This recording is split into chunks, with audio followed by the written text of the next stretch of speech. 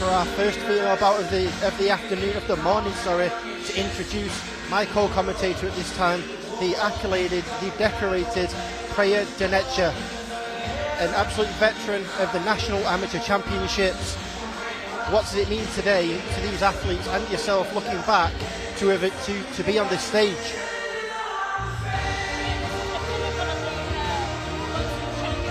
England. This is the absolute pinnacle of the National Amateur Boxing Championships in England. This is a stepping stone to potentially greater things, one of the biggest stepping stones towards potential Olympic champions like those mentioned earlier. Yes, just to remind you, our current commentary team here, it's Harry Williams and Rhea Denecha here all day calling the action as our first contest of the afternoon is set to get underway between Ella Harris and Tayla Rushton in the under 48 kilo category. Yep, Ella Harris just losing out to current GB boxer Kelsey Oakley last year. I'm sure she's looking to come away with the win this year.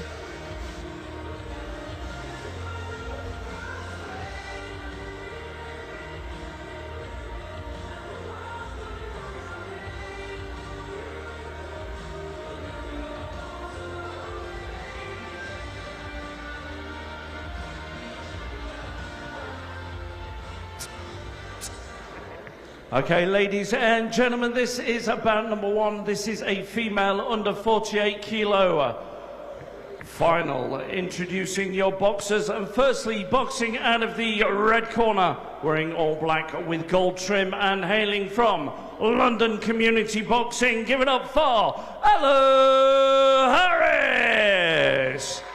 And across the ring, her opponent, boxing out of the blue corner, wearing the white and gold with blue vest, hailing from Box Smart Elite. Give it up for Tayla Rushton. Your referee at the bell, Mr. Paul Rosendale. Paul Rosendale getting our first bout underway of this morning. Ella Harris and Tayla Rushton gunning for the under 48 kilo championship.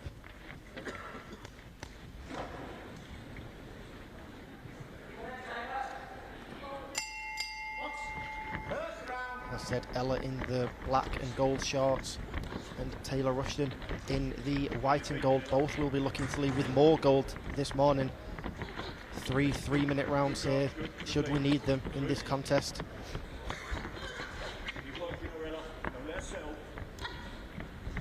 Both of them just feeling each other out so far. What are your thoughts so far, Rhea? Both very tidy looking boxers, very skilled, which is what we expect at this level. Both landing with nice, clean, straight shots at the moment. Like you said, just feeling each other out. Rushton with some nice overhand lefts there against the ropes, but the LBC representative countering very, very well.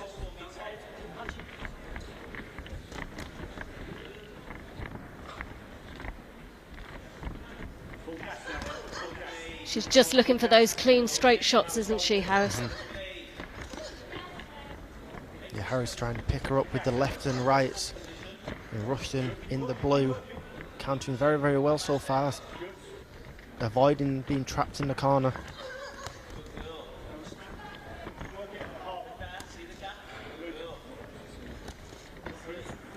Big age differential between the two here, with Harris 34 years old and Rushton being only 20 years old. Despite that though, Rushton has been boxing for 11 years. Both boxers looking to do their coaches proud, and I think they're doing that right now. Rushton got involved in boxing following in the footsteps of her brothers, who did very well as well. And much a similar story for Harris, who got involved after going to the gym for a while with friends. Her friends hated boxing and quit, but she was bitten by the boxing bug and has now been at it for 7 years. And the biggest achievements include beating Ireland's #1 at Haringey Boxing at the Box Cup. And she'll be looking to it for a repeat performance again today. She's very experienced in these big competitions, Harris. More work on the inside from both competitors here. Rushton representing box smart in the West Midlands. Also a lifeguard in a day job. Very physical young lady indeed. Harris is the academic in this equation. Dr. Ella Harris, I believe. Yeah, PhD. One of her biggest achievements is publishing her first book. Here we go, the final 10 seconds of the first frame. She just got caught with a big right hand there, Harris, at the end of that round. And looking back on the first round of the morning of the day, Rhea, how do you see that one going? I think that looked quite even, to be honest with you. I want to be judging that one for this round. It was quite even. I think both girls showed their skills in sticking to classic amateur boxing with the straight shots, clean landing. Very good. Yeah.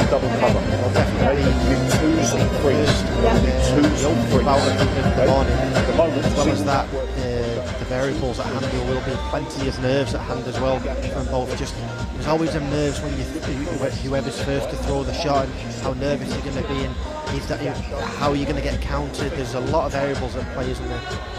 100%, and at this weight, it's always fast-paced. Both corners just getting the athletes ready for the second frames here.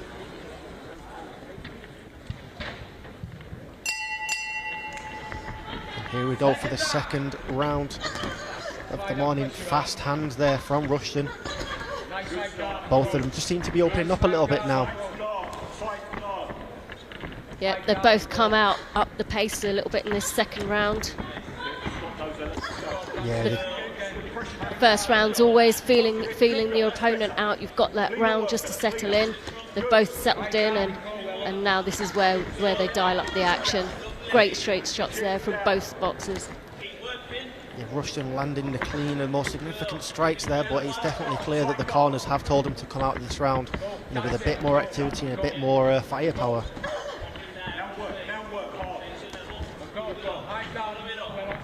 Harris getting counted and taking a licking, but keeping on ticking in this second round here. Nice counter to the jab there from Rushton.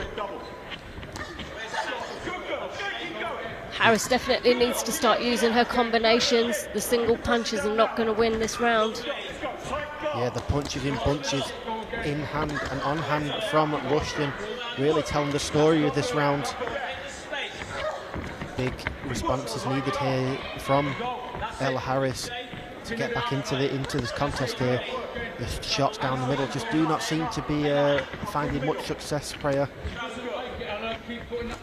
I think she really needs to switch it up, head and body. She needs to start slowing Rushton down if she's going to win this, Harris. Rushton mixing it up there with head and body combinations. Nice straight punches and looping overhands as well, really mixing it all up here. Very nice counter though from Ella Harris there.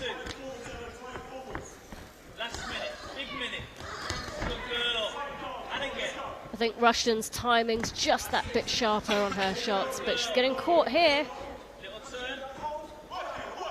Yeah, Rushton just being caught by a couple of shots here, but answering back immediately, not wasting any time in her response. Now we have 3 3-minute rounds here, should we need them. We're halfway through in the final minute of the second round. Referee bringing the action back.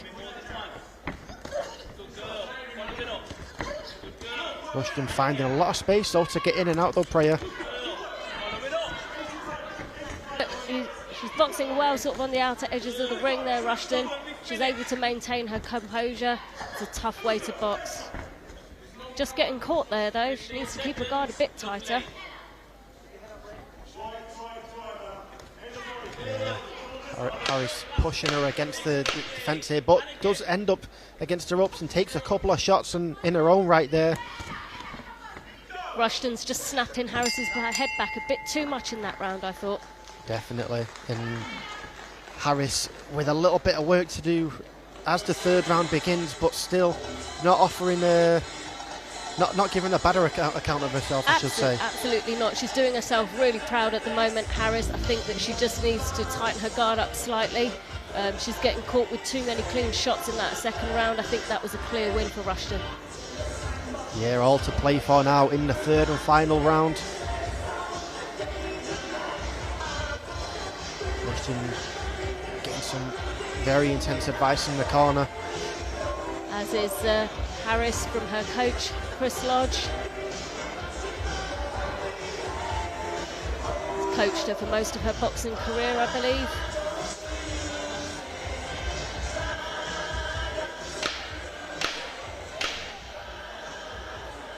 Here we go for the third and final round of this under 48 kilogram championship here. Tayla in the white and gold. And Ella Harris in the black and gold, of course. The third and final round. The bragging rights are on the line here.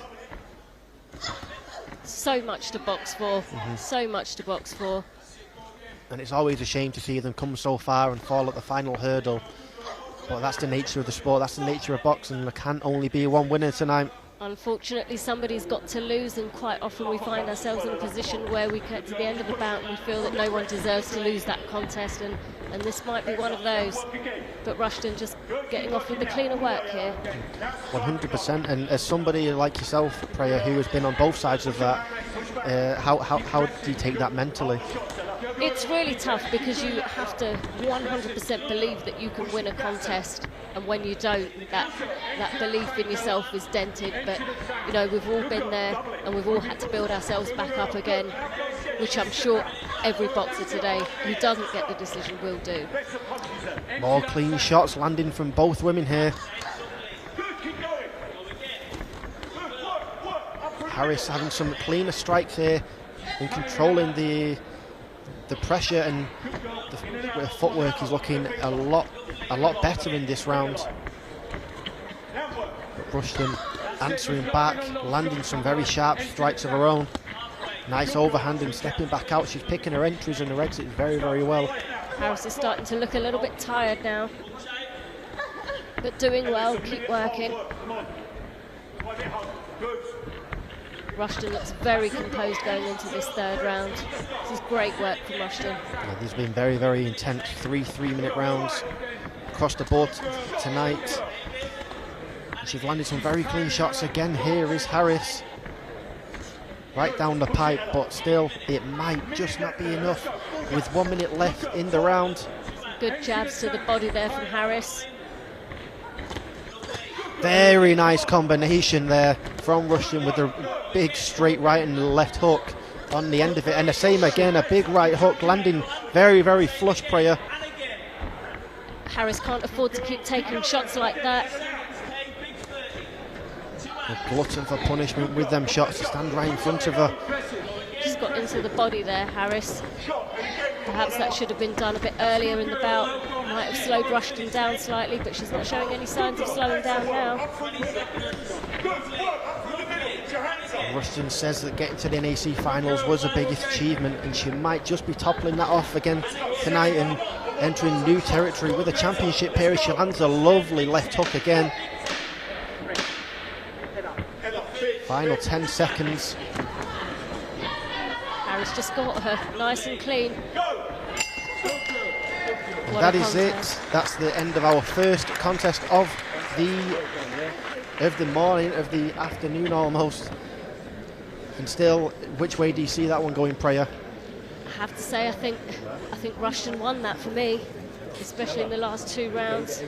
Ella Harris just coming back sort of strong in the last 10 seconds, had some parts of success in that final round, but for me, I think Rushton got that one. Yeah, totally agree with that sentiment, Priya. And now we go to the middle with the referee, with our MC as well, Craig Denham, to get the official decision and see who takes home the gold.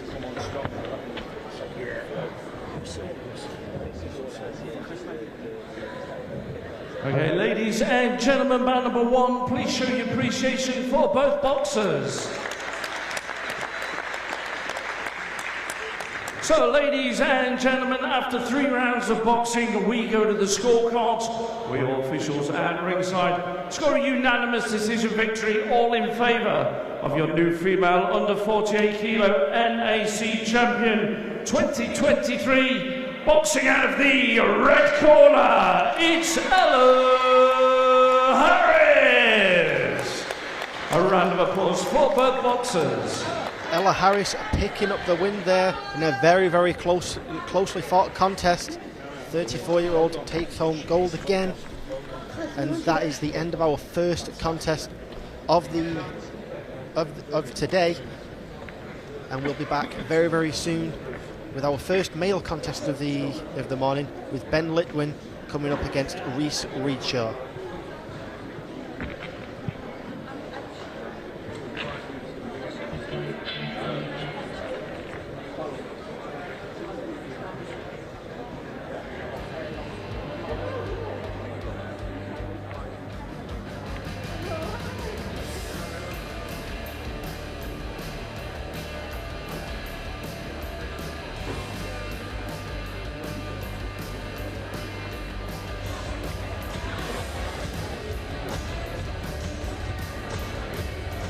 Here comes Reece Readshaw, the 22-year-old southpaw, boxing out of Phil Thomas School of Boxing from Middlesbrough.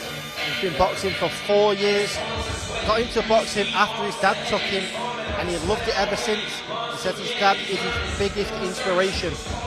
I'm sure he'll be very, very excited tonight to pick up a big, big victory and his first major championship. His previous is a junior NAC winner, so now he's moved up. It'll be a big, big performance for him. It's looking to be another fast-paced contest at the under 48 kilo category. These ones are always exciting. Two. Okay, ladies and gentlemen, this is bout number 2, which is a male under 48 kilo national amateur final. Introducing your boxers, and firstly, boxing out of the red corner, wearing all black with white trim, hailing from Turners, give it up for Ben Litwin. And across the ring, his opponent, boxing out of the blue corner, wearing the black and silver, and hailing from the Phil Thomas School of Boxing, give it up for Reece Readshaw. Your referee in charge, Mr. Gordon Bruce. Capacity crowd already building up, and it is only 20 past 11 on a Saturday morning. And here we are with our second contest about to get underway. Ben Litwin and Reece Readshaw, under 48 kilograms national amateur championship here. Supposed to be fast and furious as we get going here. Three-minute rounds should we need them. Very, very fast-paced straight away, Priya. Yep, they haven't waited at all, have they? They've got straight in there. Yeah, our last bout we had some big shots. We had some feeling out process, but not on show here. Both men going straight at it. Both trying to make a statement. That's the thing with these lower weight classes as well. They will just throw big shots and have such a fast pace here.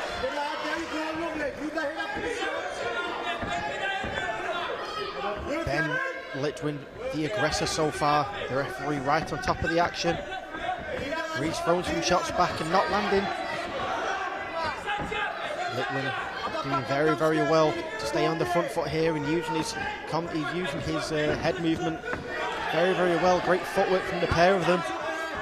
Absolutely. Ben Litwin doing this for his late trainer, Terri Turner, who sadly passed away a few years ago.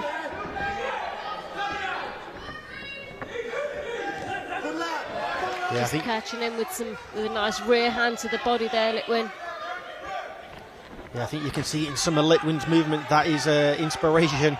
His boxing idol is Prince Nassim in the way that he's moving around this ring very, very fluidly. The referee gets us back going again after a little clinch. A little bit Bit of a tussle there on display between the two. Tempers very, very high. There's so much to box for. Yeah, it's a long, long journey to get to these, to get to this pinnacle. And you've seen the litany of names that have come before, and everybody wants to join amongst them. Absolutely.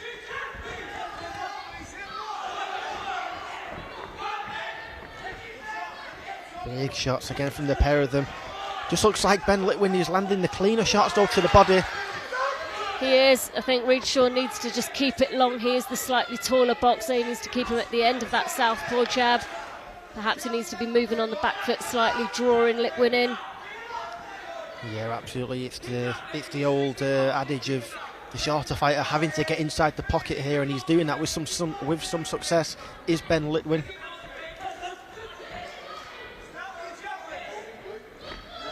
Working very well in the clinch as well to remain active. And a nice counter there from Readshaw.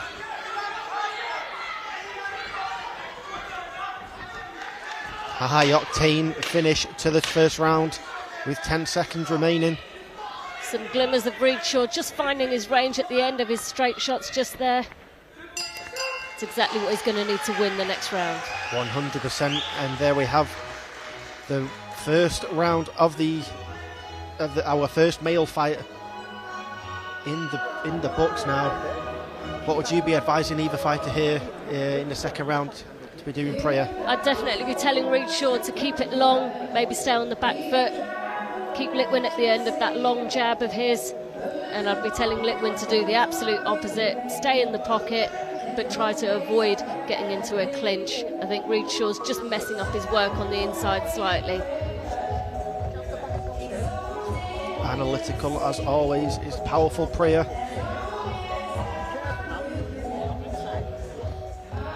Second round is coming up between the two. Our first male fight of the morning here. Corners out, and here we go. As always, Litwin in the red and Readshaw in the blue. Here we go, second round underway. Straight back to the action, fast pace between the two. Litwin also a GB boxer. Fourth generation boxer in his family as well. Runs in his blood, and these two are going at it here.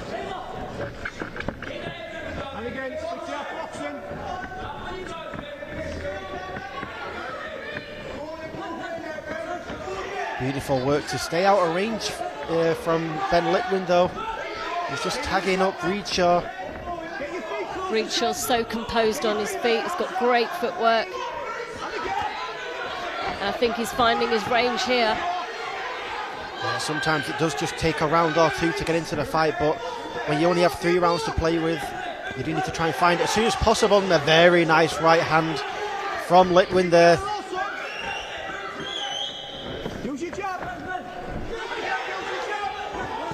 Both boxers are so relaxed. They've got such relaxed styles, which is really important, especially at this lighter weight. You need to be relaxed, you need to be quick, and they're demonstrating that really well. Yeah, Litwin very, very elusive in getting in and out the pocket, but as you say, Readshaw, and he stumbles Readshaw with a beautiful combination. That's just dialed Litwin's confidence up, no doubt. Yeah, Readshaw was finding his way back into the contest here, and that would have definitely just damaged his momentum ever so slightly and pumped up the pressure from Litwin. He's definitely capitalising on that count just there. Yeah, the ref is watching closely and the pressure was on from Litwin. Watch out for the headbutt, says the referee. Angles, angles, angles galore here. Which is exactly what he needs to beat this elusive southpaw, but he seems to be getting success, being able to get past that jab, being able to deal with any angle that Readshaw's moving at the moment. Absolutely, even Litwin rolling with the strikes there on the back foot, doing very, very well. He's very comfortable. Readshaw trying to find a home for that jab with them long limbs. Just slightly out of range. Yeah, Readshaw's corner screaming for the jab here, screaming to get that reach advantage utilised. Readshaw's touching Litwin with the jab, but in amateur boxing you need to land those punches with conviction for them to count and for them to be scored. Final 10 seconds of the second round.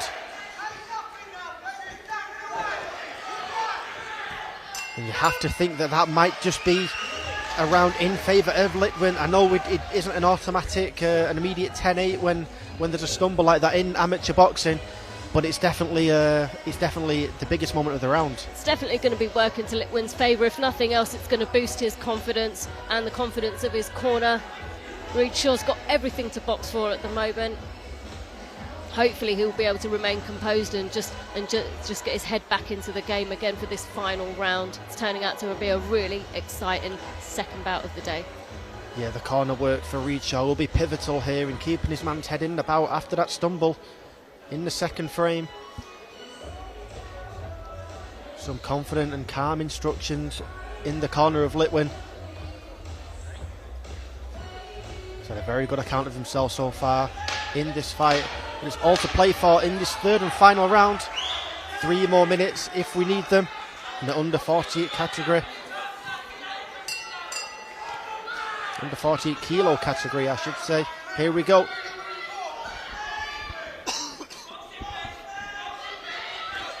Litwin definitely looking to land some clean shots here. He's being smart about it. He's not rushing in, which is good to see. Guard nice and high, which is what he needs in front of a tall, rangy southpaw like Readshaw. Yeah, he's managed that range very well, has Litwin, throughout this contest. Even standing straight in front of a rangy opponent, he is doing very, very well to do so and get his shots in. Readshaw trying to counter back, and the two are stood here toe to toe, throwing hell for leather. Still picking his shots well though, Litwin.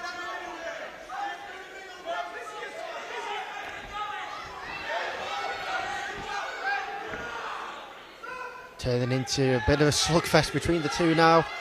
Anything to play, and all to play for in this third and final round. It's a game of inches at the minute.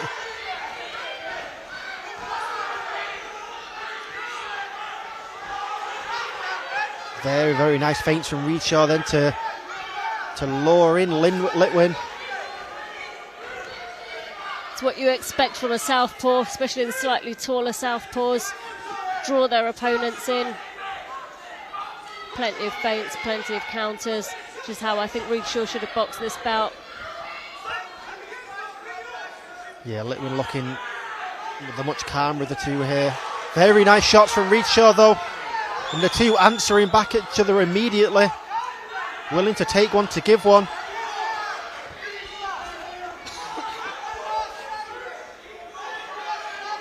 Just getting into a clinch there. Starting to get a little bit messy as we come into the end of the second round. Yeah, the final minute of this contest here. A very, very high octane, high pressure situation here, with everything on the line and all of it up for grabs as the two duke and jive and just miss each other's shots, but both have been boxing excellently. They've both given everything in both rounds so far. Hopefully they've got enough left in the tank for the third and final round.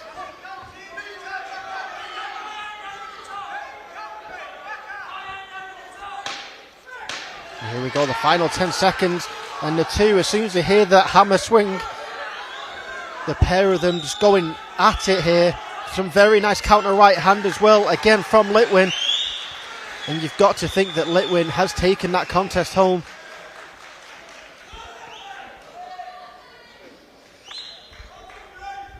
And we'll see here how the judges take this one. A very, very fun, fast-paced second bout of the afternoon here. And Priya, what are your thoughts on how that fight fared? I just wouldn't want to be in the judge's shoes right now, but I think Litwin might have edged that. And we'll give it to Craig Denham for the official decision.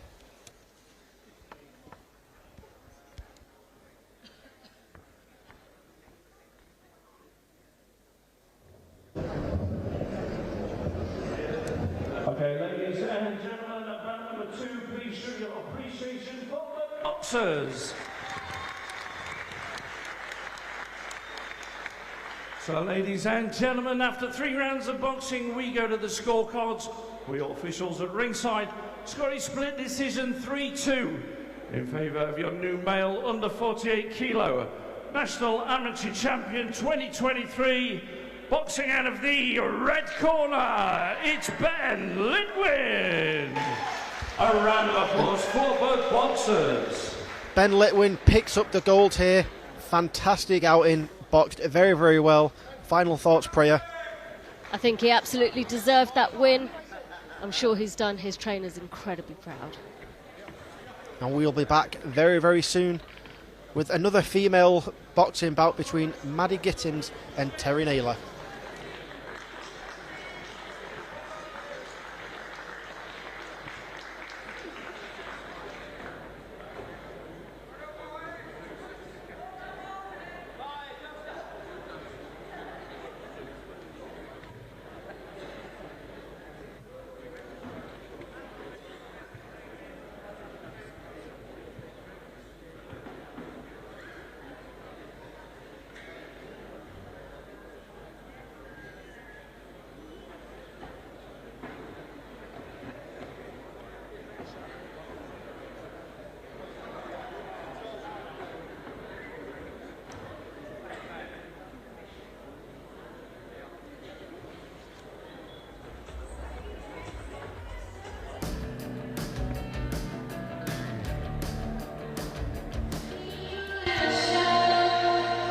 Our third contest of the afternoon, and this one is in the under 50 kilograms category between Maddie Gittins and Terri Naylor.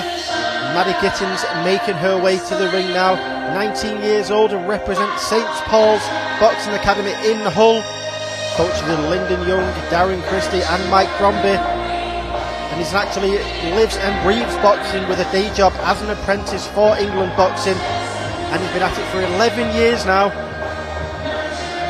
She'll love to pick up a massive victory this evening. And ladies and gentlemen, introducing your blue corner, give it up for Terri Naylor.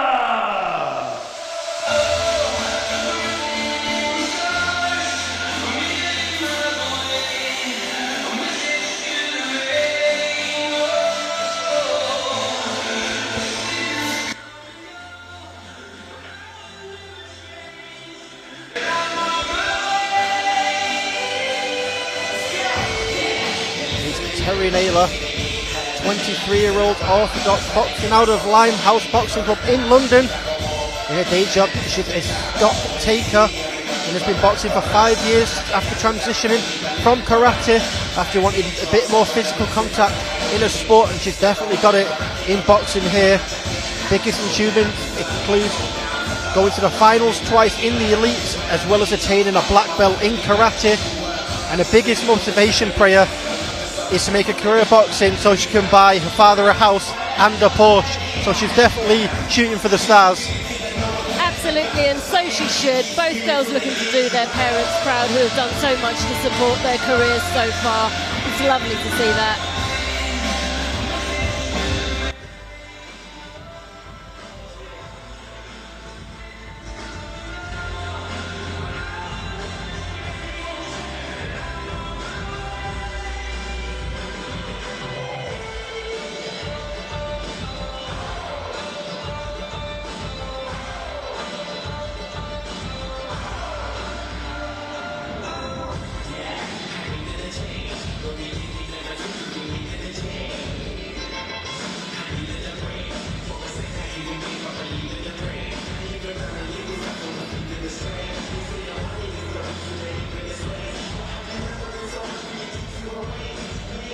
Okay, ladies and gentlemen, this is bout number 3, which is a female under 50 kilo national amateur final.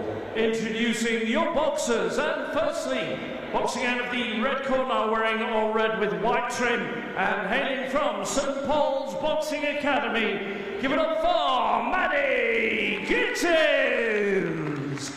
And across the ring, her opponent boxing out of the blue corner, wearing all white with black trim, hailing from Limehouse Boxing Academy, it's Terri Naylor! Your referee, Mr. Chris Anderson. Chris Anderson getting the action underway for our third contest of the morning so far, under 50 kilograms category here. Maddie Gittins in the red, Terri Naylor in the white with the blue boxing gloves, of course. 3 3-minute rounds should we need them. Maddie Gittins beat Lindsay Perrin last week in the semi-finals to get to this stage. Boxed incredibly well. And yeah, as you can see, straight out the cannon there, straight into the fire, scrapping each other. Gittins with big pressure immediately.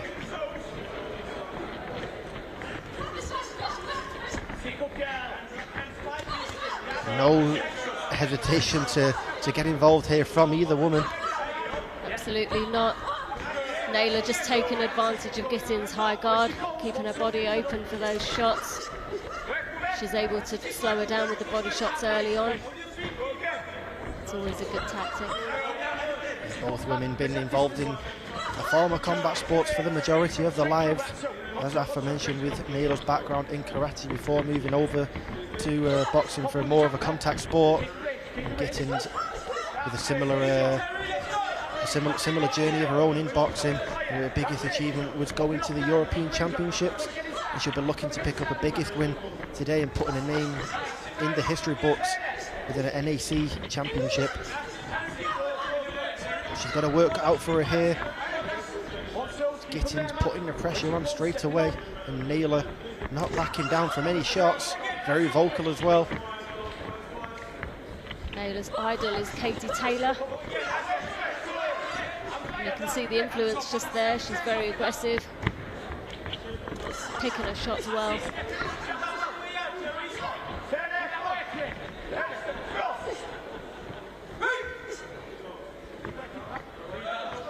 Action resumed by the referee.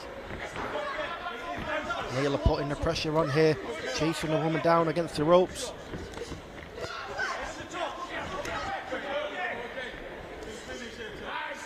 Nice landing shot straight through the middle then. Was Gittins.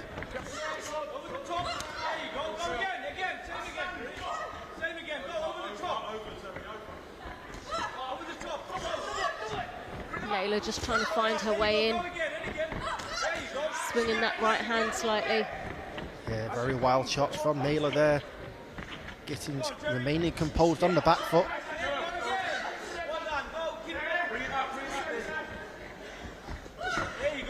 I think Maddie Gittins has settled into this first round quite well. And Gittins looking very calm and collected here in the centre of the ring at the Virtue Motors Arena here in Newcastle for the 2023 NAC Finals.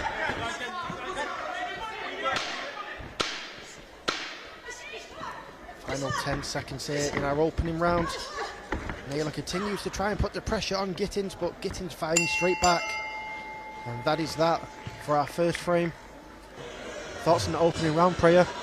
I think Gittins had the slightly cleaner work. She was a little bit more composed towards the end of that first round. It started off scrappy, it started off quick, as we kind of expect at the lighter weights. But I think Gittins composed herself quicker. Absolutely, yeah, looking very, very calm in the corner as well. There's always a bit more of a statement when one corner utilises a stool and the other doesn't.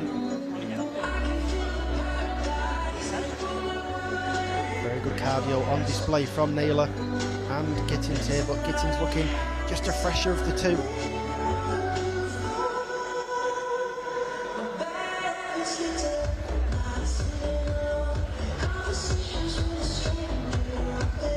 Third of 24 bouts today. plenty more to come from the Virtue Motors Arena. And here we go, the second round. This under 50 kilo final championship bout here. Naylor in the white and Gittins in the red, and the pair come out slinging timber straight away. For me, Gittins is still getting off with the cleaner work here, though. Yeah, you can't be fooled by the pressures and the flurries if they're not landing. Gittins doing very well to hit and not be hit, essentially. Naylor's getting some success on the inside there with those body shots. Yeah, very nice body work from the duo here. A pair of them landing nice shots, and a very nice left hook to the head there from Naylor. Gittins looks comfortable, long range and short range on the inside. More and more pressure coming from Naylor. But the cardiovascular fitness shining through from Gittins. Some very nice shots there, very nice body work as well, mixing it up in punches and bunches. A little bit of rope-a-dope style there from Gittins. These lighter weights are so entertaining to watch. Yeah, definitely blinking you'll miss it kind of action that we're seeing here. Maddie Gittins pivoting out on the angles very, very well too. Very nice body work. You could hear a few of Naylor's shots and land clean and flush to the body of Gittins.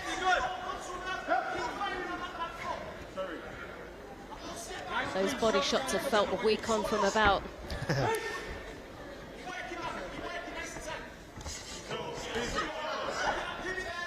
Either lady resisting inside the pocket here. Big shots.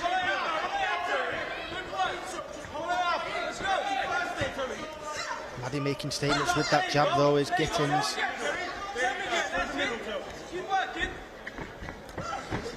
Just trying to ruin her work a little bit there, Naylor. Yeah, she's had a better round on Naylor, I do think. She's landed some very nice body shots as well, and hasn't let that the performance in the first round kind of knock her confidence at all. And she's Absolutely still coming not. forward.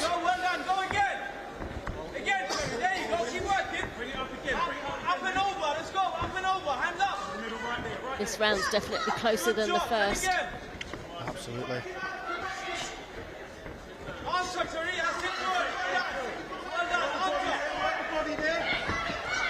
Very nice body combination to a headshot there from Naylor. It's those little flurries that make the big difference. Yeah, starting to find a home for them shots there. Great second round. Yeah, fantastic work there from both women. Still hard to see exactly where this is heading. I do believe that Gittins will have the advantage from her body of work, but Naylor really started to come alive in that second round. Body work that she and the body of work that she put on Gittins in that second frame really coming to fruition, and may have just took that round in her favour, but still a very, very close fight. It's all to box for in the final round.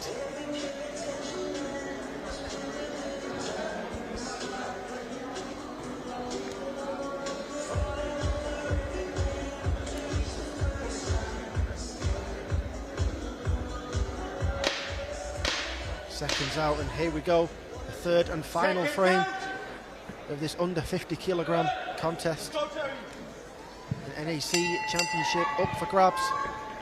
All the marbles on the line, and Gittins comes straight back out into the firing line, and Naylor responds immediately.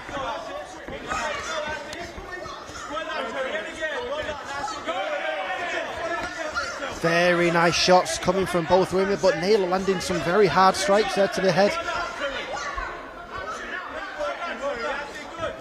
Both women have come out so strong in this final round. They both know what it means to win. But a nice little flurry there on the inside from Naylor. Oh, very, very nice shots indeed. And she's starting to grow in this contest here with the third round underway here. Nearly a minute down. afford to be getting caught with clean jabs like that though, Naylor. She's going to have to tighten her guard up. Big shots from landed on Gittins then. The head getting just rocked a little bit. Nice uppercut on the exit there from Naylor too.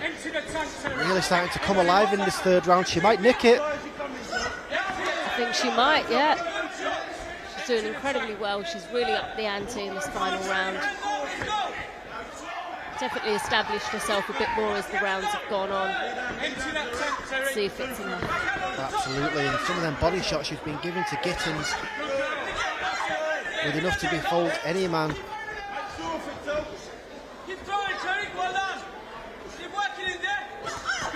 Referee looking over this contest very, very closely. Bit of a firefight in this final round. Naylor showing how much she wants it, how much an NAC championship means to a battler's career.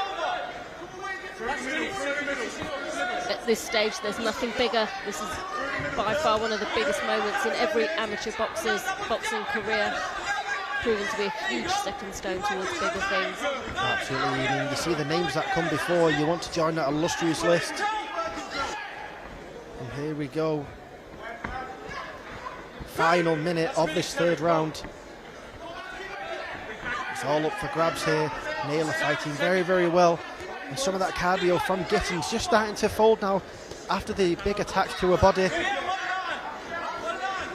And Naylor is just not letting up.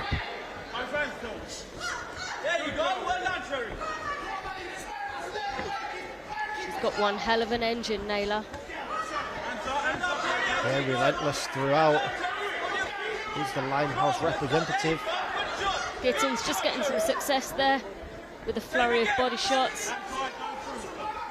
I wonder if it's going to be enough to win the round though. Indeed, very nice overhand right there from Naylor again. A fantastic third fight and a fantastic third round underway here. And there we have it.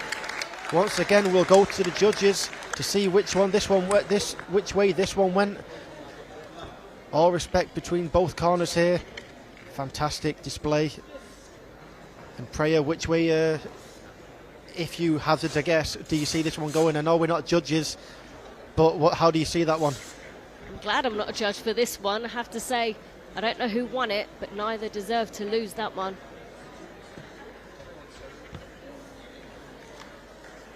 We'll chuck it into the ring once again to MC Craig Denham to find out which way this contest went and who leaves victorious with an NAC championship around their waist.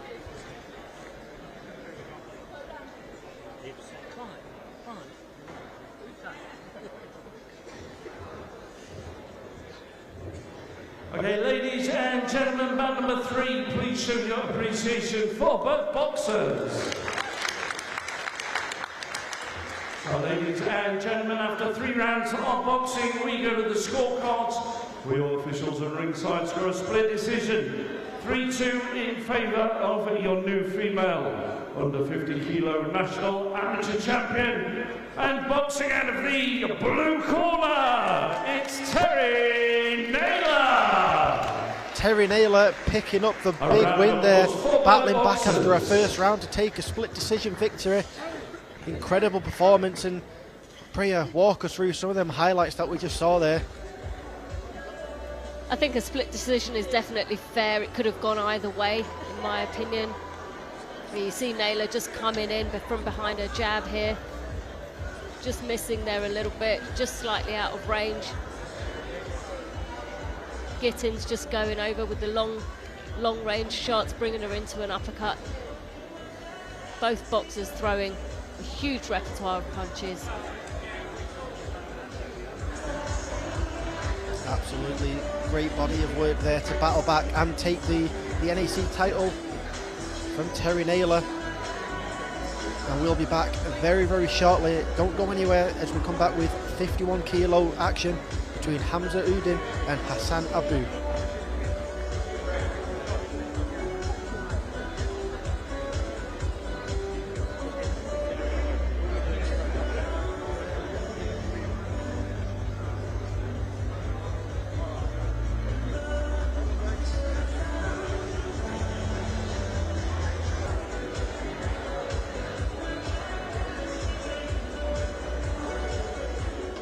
Okay, ladies and gentlemen, this is bout number 4, which is a male under 51 kilo national amateur final. Introducing your boxers, and firstly, boxing out of the red corner, wearing all red with white trim, and hailing from Fearless, give it up for Hamza Uddin. And across the ring, his opponent boxing out of the blue corner, wearing all blue with white trim, hailing from Earlsfield, give it up for Hassan Abu. Your referee in charge, Mr. Simon Mullen. Simon Mullen in control and in charge of this contest here. Our first under 51 kilogram contest. It's Hamza Uddin from Fearless in the red, faces Hassan Abu from Earlsfield in the blue. NAC Championship is up for grabs. Hamza Uddin retains his title from last year. He's the current GB boxer, having won this title last year. And looking very, very confident straight out the gate as well, sticking that jab immediately. Both boxers boxing last week in the semi-finals, boxed incredibly well to make it to this final today.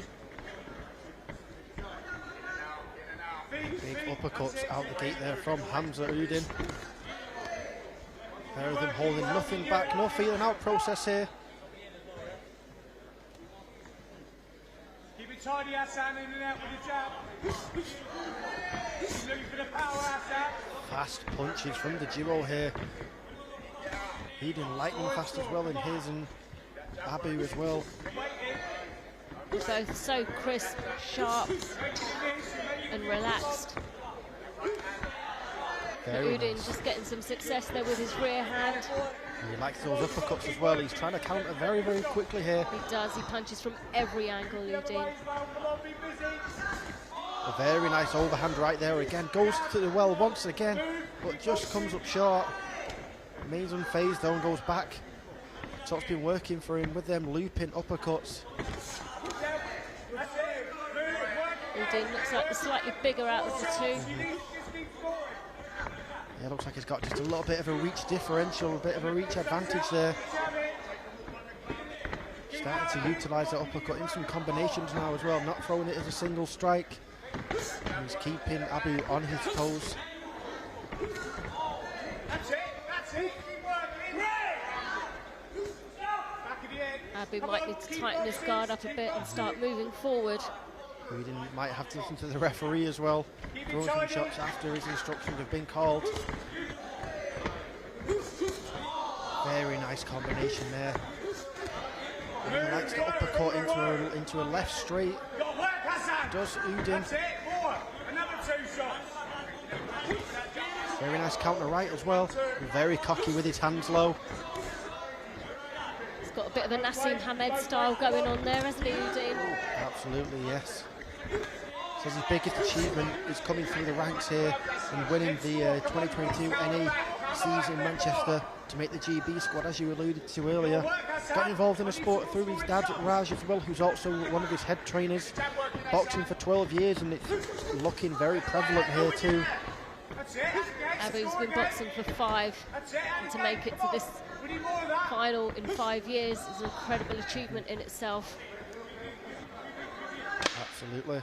And although Uddin said his idol is Muhammad Ali, he definitely has some Nassim about him. As this first round comes to a close, looping overhands as well. Might be the most fun opening round that we've seen so far, and we have had some fun opening rounds. We've had some really entertaining bouts so far. Yeah, very high octane, fast paced. Big breaths from both men in each corner.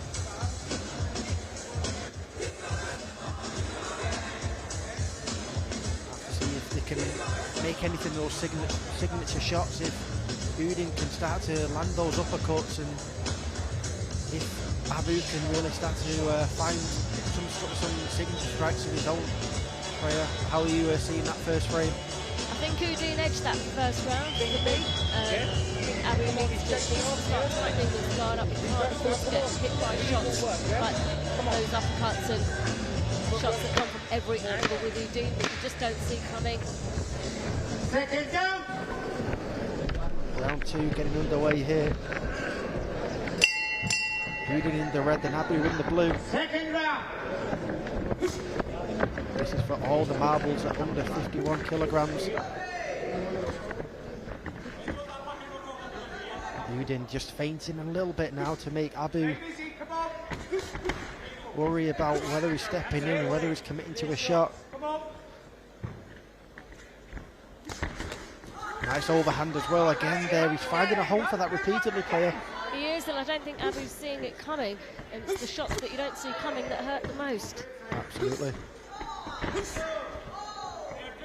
Very, very fast right hand repeatedly, and a nice left body shot there from Uddin.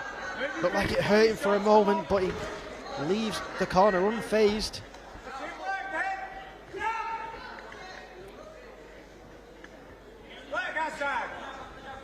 Uddin's definitely making a statement here as a current GB boxer, a champion from last year.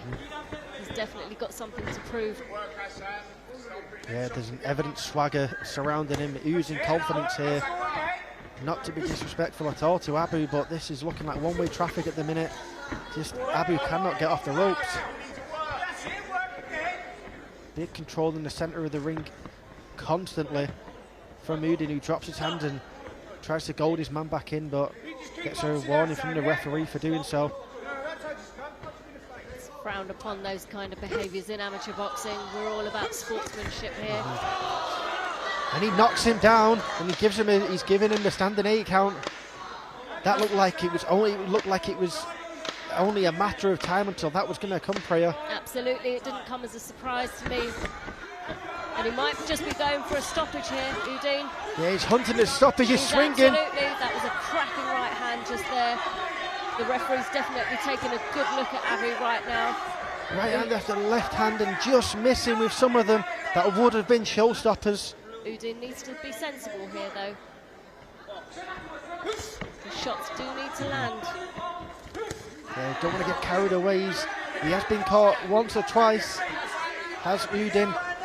But he remains very confident, and some of the punches that we can hear from ringside here, Priya, are absolutely thunderous. I would not want to be on the receiving end of any of those. Uddin's experience is definitely showing here. That swagger, almost McGregor-like with his right-hand counter there. Beautiful uppercut.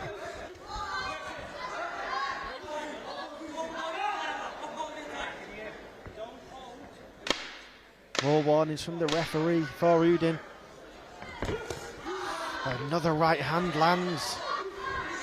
And this round has absolutely flown by. And there we have it, the end of round 2. Again, another round for Uddin. More one-way traffic. I think so. That was very convincing. That was going to be easy for the judges to score. I think Uddin could have possibly stopped it in that round, but he got a bit scrappy, maybe a bit excited. Some of those looping shots didn't land, but I'm sure his corner will recompose him, refocus him for the final round, and I'm sure it's going to be just as exciting. Yeah, if there's one thing that Uddin absolutely has, is that killer instinct. When he smelled blood on his opponent and he smelled the finish on the horizon, he did everything in his power to seek it out, but Abu just managed to escape with the finest of margins. All credit to him for getting through that and getting back into the contest. But if he wants to take home the NAC championship here for the under 51s, under 51 kilos, then I think he's going to need a stoppage in his own right. I agree. And here we have it, the third and final round. All the marbles up for grabs here. Uddin in the red and Abu in the blue.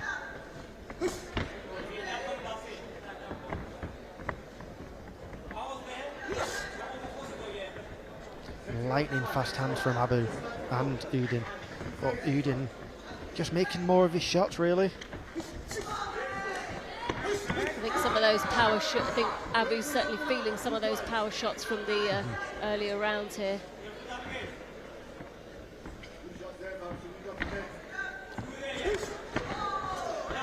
Uddin mixing it up now with a couple of feints. With his man against the ropes. If Abu wants any chance at victory, he needs to stay off them ropes. Uddin seems to be hitting him well at the moment in this round so far.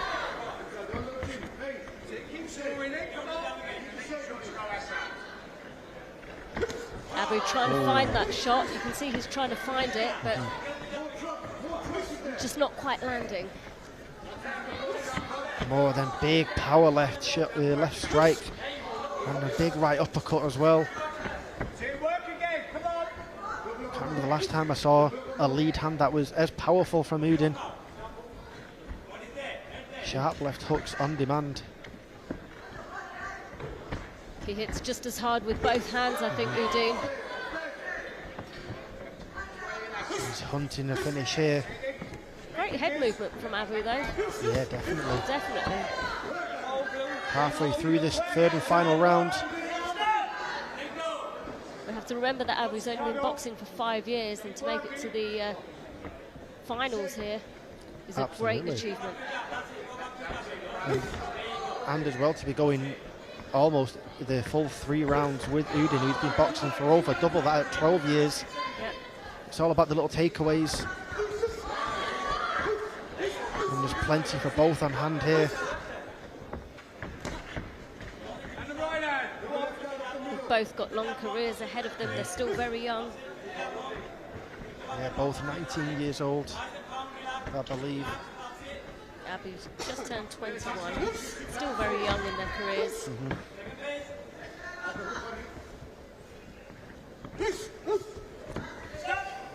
Throwing everything he has behind them shots is Uddin, to the point where he stumbles over there.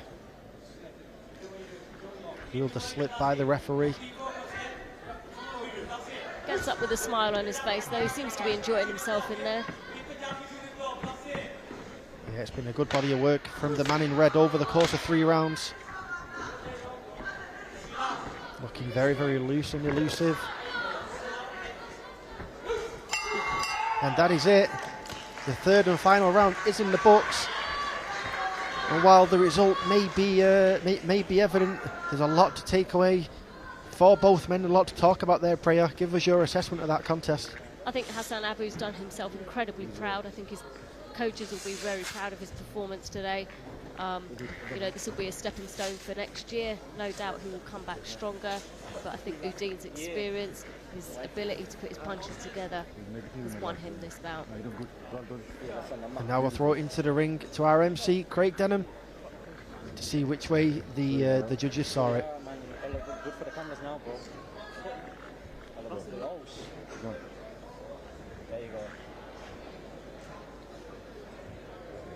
Okay, ladies and gentlemen, bout number 4, please show your appreciation for both boxers.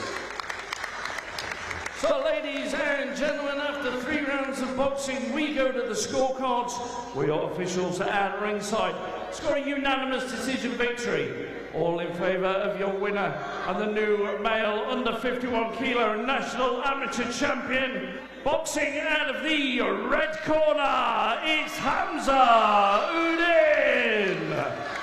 A round of applause for both boxers. Hamza Uddin walking away as expected with the under 51 NAC championship. An incredible performance, and as we get some highlights here up on our screen, Freya, when they appear, would you do the honour of walking us through the highlights, please? Absolutely. You can see Abu there just coming in with his lead jab to the body. Hamza answering that with some real powerful shots of his own. He's able to punch from every angle, is Uddin.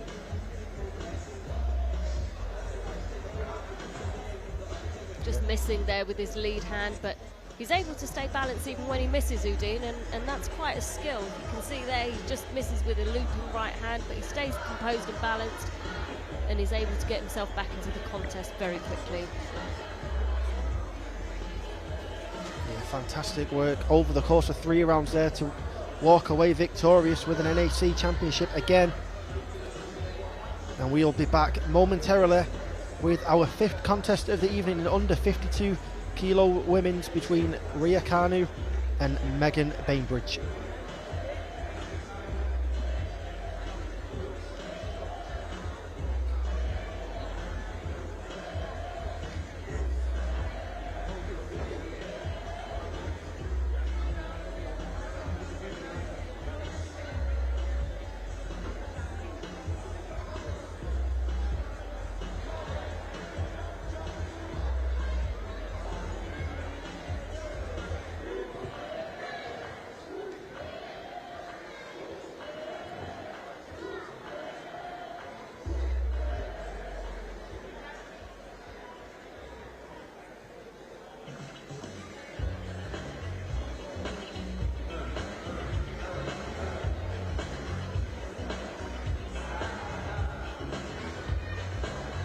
Officials to ringside for bout number 5. Officials to ringside for bout number 5.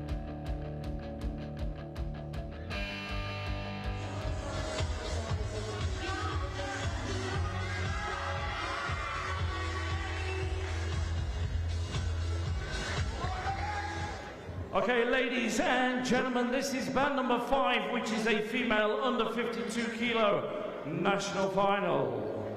Introducing your boxers, and firstly, boxing out of the red corner, ring all white with silver, and hailing from Halton, Riverside, give it up for Rhea Kanu! And across the ring, her opponent boxing out of the blue corner, wearing all black with silver, hailing from Hartlepool, Headland, give it up for Megan Bainbridge!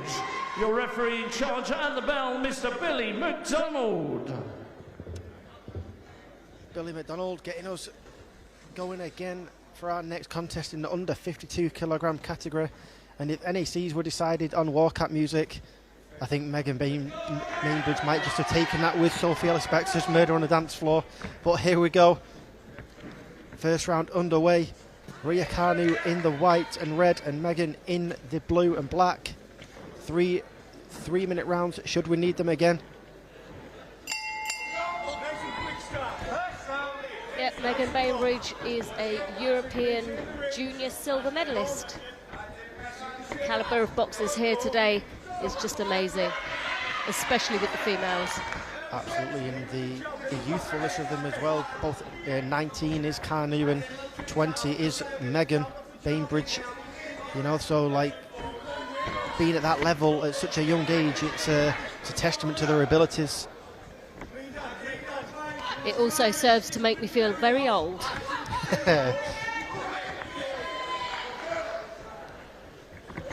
Kanu, born and raised in Liverpool.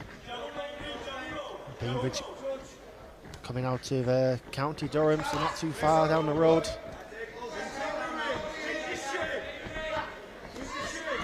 Rhea sticking them jabs a little bit, keeping Bainbridge on the back foot.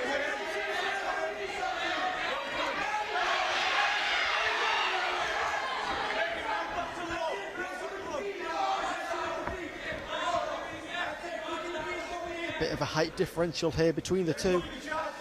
Bainbridge is much taller here, much lankier, trying to stick them jabs, dictate that pace, while Rhea Kanu is just trying to get inside the pocket for you.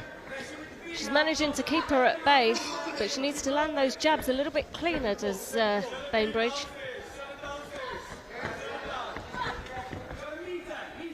Yeah, she's kind of throwing him a bit light and parrying and moving off at the moment, as Kanu looks to stick a few more shots inside the pocket, putting the pressure on a much taller opponent.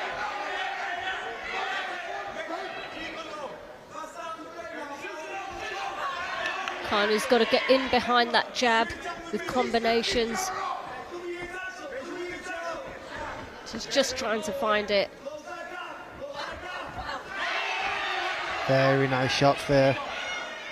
Going in with her head a little bit though, she needs to be careful with that.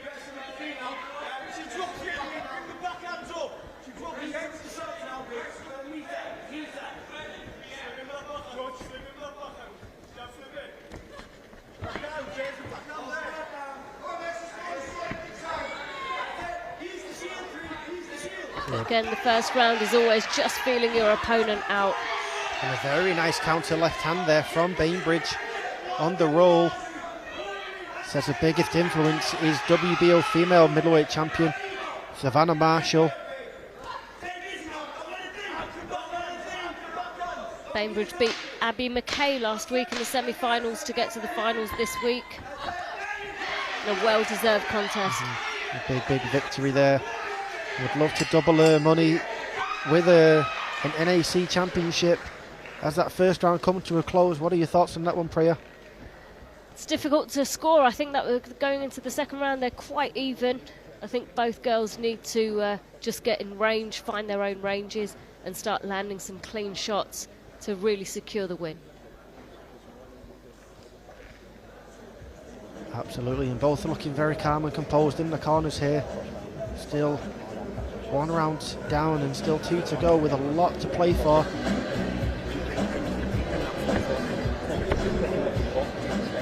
Seen some fantastic action today. This is our 5th contest, under 52 kilograms here. Looked like Kanu's coach was just telling her to get her feet in range. It's definitely going to help her in the second round.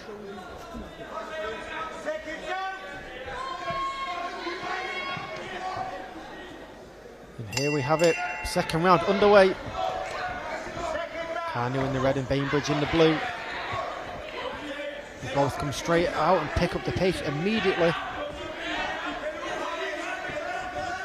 They both know what they're dealing with now, so this is where the work begins.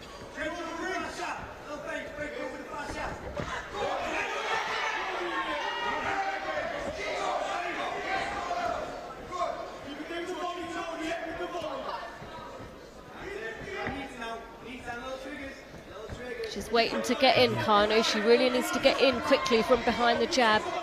Yeah, and it looks like Bainbridge is aware of that, with a hesitation to throw anything to leave an opening for Kanu to get inside.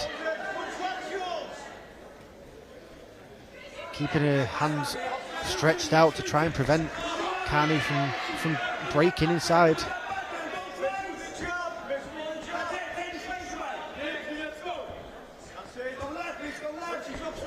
Bainbridge is doing well to not let Kanu work when she gets in. Just tiring her up.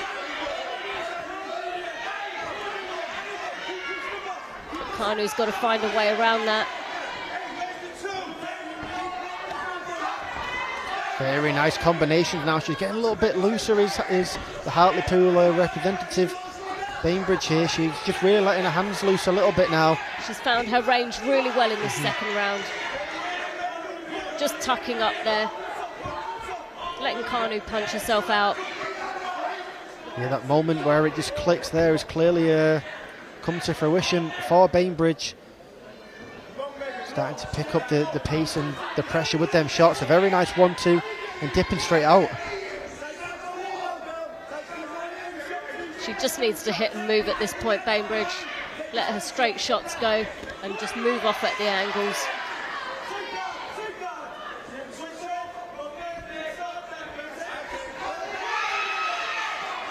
Another right hand just glances across the headgear of Kanu. The long range yet again. But Bainbridge just paying dividends here. Just keeping the Halton ABC. Kanu at bay, but a very nice right hand inside the pocket there. Very nice combination.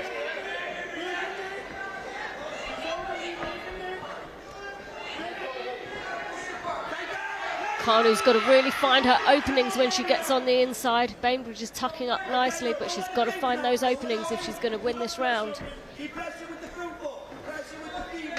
Coming up to the last 10 here. Yeah, another very, very interesting round between these two women. One more round to go to see who takes home the under 52 kilograms NAC championship here. I think Bainbridge is going to go into this round very confident, having found her range so well in the previous round. Yeah, Bainbridge really started to come to life in that second round. Great body of work And once you found that reach, it was a Tayla there of the 3 minutes at hand. Kanu consistently trying her best to get inside. And while she's having some moments, it's not to much avail. Those straight shots are so easy to see when you're a judge. And Bainbridge is really using them well. She used them very well in that second round. Yeah, we've seen some contests this morning, this afternoon, where some combatants haven't utilised the straight shots as well as they possibly could, but Bainbridge not having that problem since the start of the second round.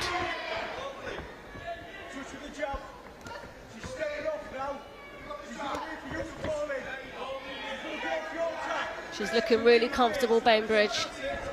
She just needs to relax, stay composed. Got her with a nice little flurry there. Yeah, you can hear the eruption of the supporters here whenever shots do land. It's great to see female boxing at this level get so much support. Being able to compete on such a stage in such a venue is just incredible. Absolutely, and it's starting to really fill up here inside the Virtu Motors Arena in Newcastle.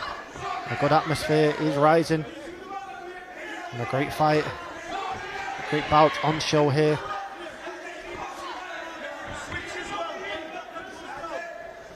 Two very promising up-and-coming boxers here, toe-to-toe for the very prestigious NAC Championship. Bainbridge has been boxing for 10 years compared to Kanu's 7, and I think maybe her experience is just starting to show at this level. She's just finding her range really well again in this final round. But Kanu not giving up, she's really going for it here. Yeah, and as a shorter person myself, whenever I do come up against the tall, long and rangy boxers, it is a real pain in the neck to try and get inside when they just keep you at bay. Kanu really has my empathy at this point.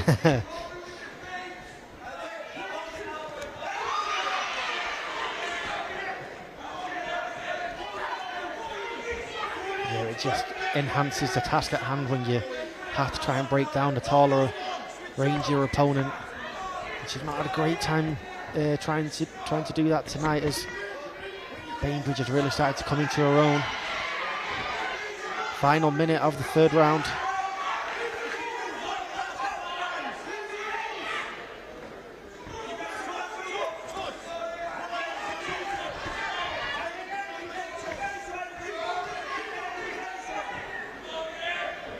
Looking very, very confident now. Heading with 30 seconds left is Bainbridge.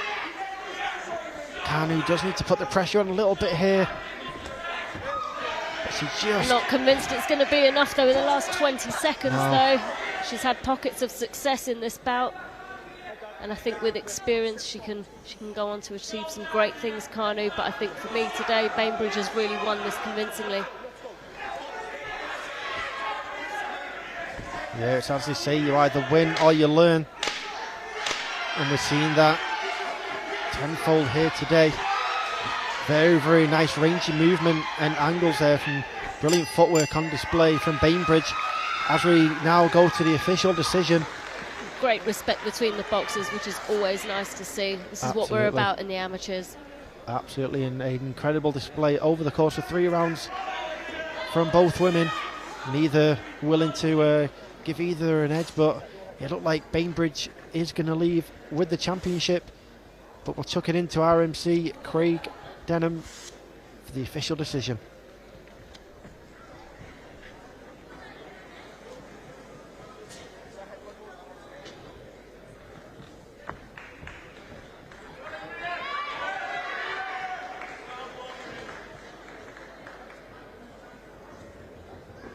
Okay, ladies and gentlemen, round number 5, please show your appreciation for both boxers. So, ladies and gentlemen, after 3 rounds of boxing, we go to the scorecards. We all officials and ringside score a unanimous decision victory in favour of your new female under 52 kilo national amateur champion, And boxing out of the blue corner, it's Megan Bainbridge. A round of applause for both boxers. And Megan Bainbridge, as expected, takes home the gold. A valiant performance given from Rhea Kanu as she comes up short in the NEC final, but unfortunately we have to have a winner and we have to have a loser. A fantastic display overall, Priya. You know, Rhea Kanu's only 19 years old. She's only just turned senior. She's got a long, bright future ahead of her. I think what she did today was she performed well. She showed that she's got heart. She didn't give up. She maintained her composure. And Bainbridge, at the end of it, somebody's got to win, and she deserved that unanimous win to take the title home today. Absolutely, and we'll be right back in just a few moments with Seul Lee B and Beth Walsh in under 54 kilograms action.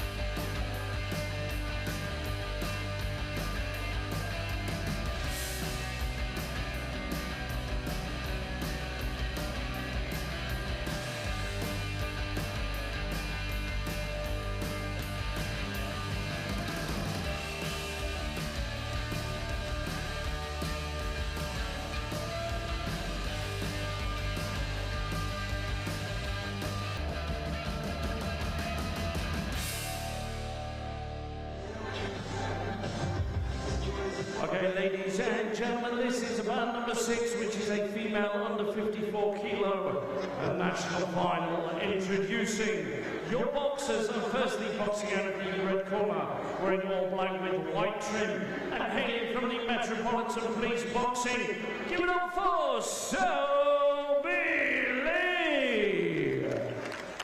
And her opponent across the ring, boxing out of the blue corner, wearing all black and hailing from the training cave. Give it up for Beth Walsh.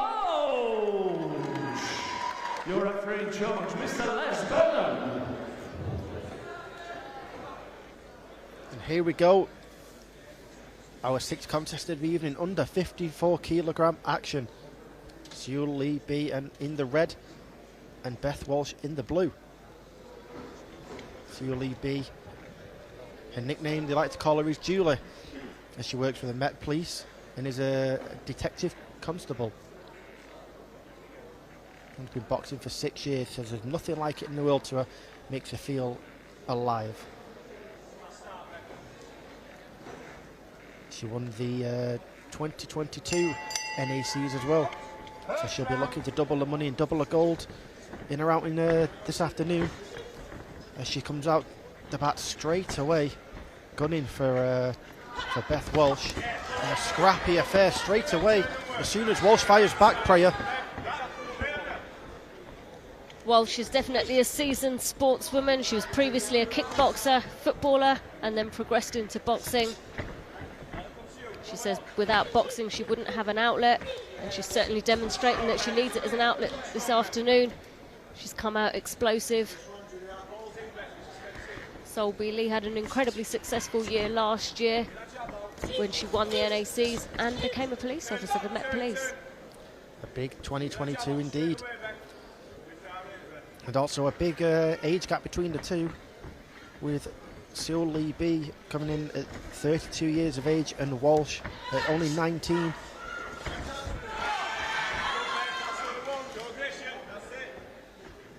And a slip there from Julia, Seul Lee B Julia, as she likes to be called.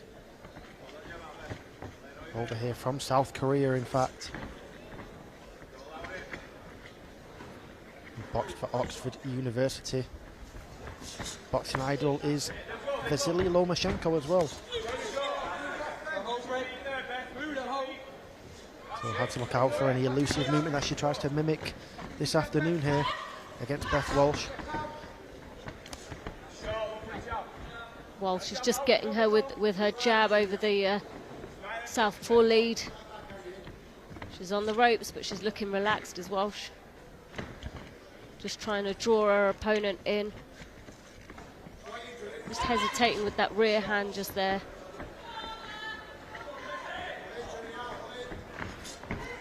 Yeah, 4 years of boxing pedigree behind Beth Walsh. She looks for her biggest victory here in Newcastle today.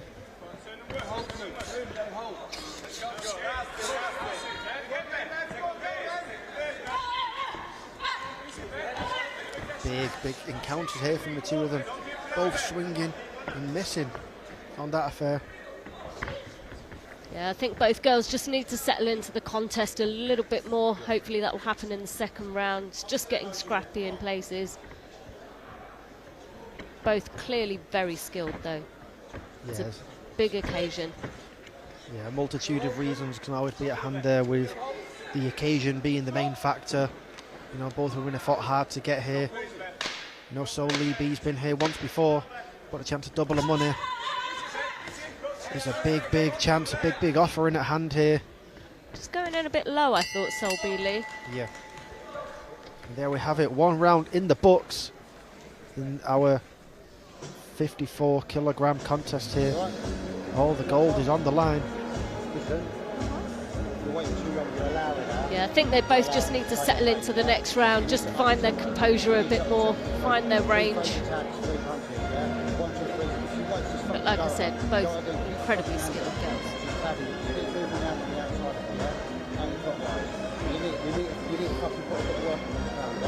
Yeah, big breaths in the corners. Maybe not so much cardiovascular fatigue, but more to just keep themselves composed in what was a bit of a scrappy first round.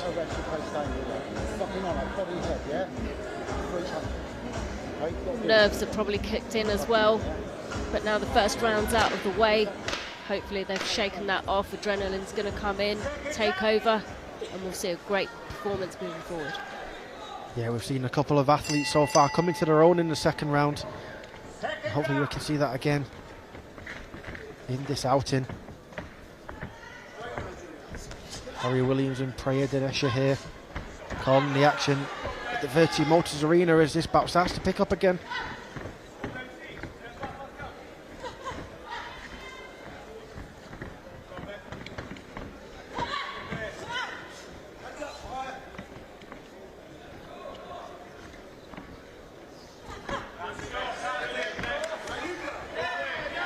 She's just starting to find her range there, Beth Walsh, with her straight shots. She just needs to maintain that.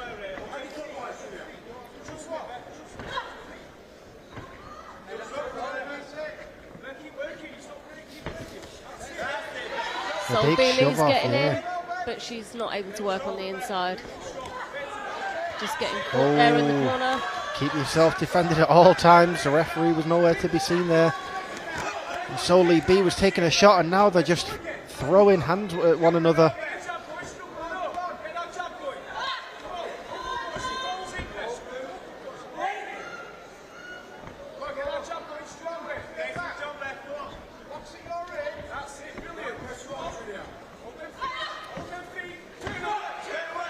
More strong output from Seul Lee B here. Warning from the referee to keep, for Beth Walsh to keep her head up. Might be some blood under the nose of Seul Lee at the moment. Yeah, I think that might have occurred when she took a couple of shots against the ropes when her hands were, when her guard was a little bit looser. Yeah, could have been courtesy of Walsh's rear hand.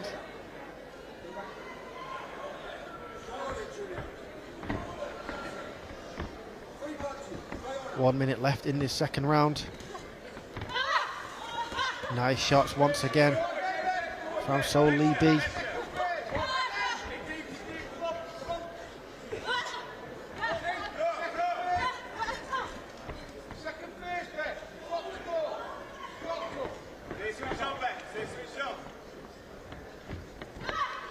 She's just looking for that power shot, isn't she, Walsh?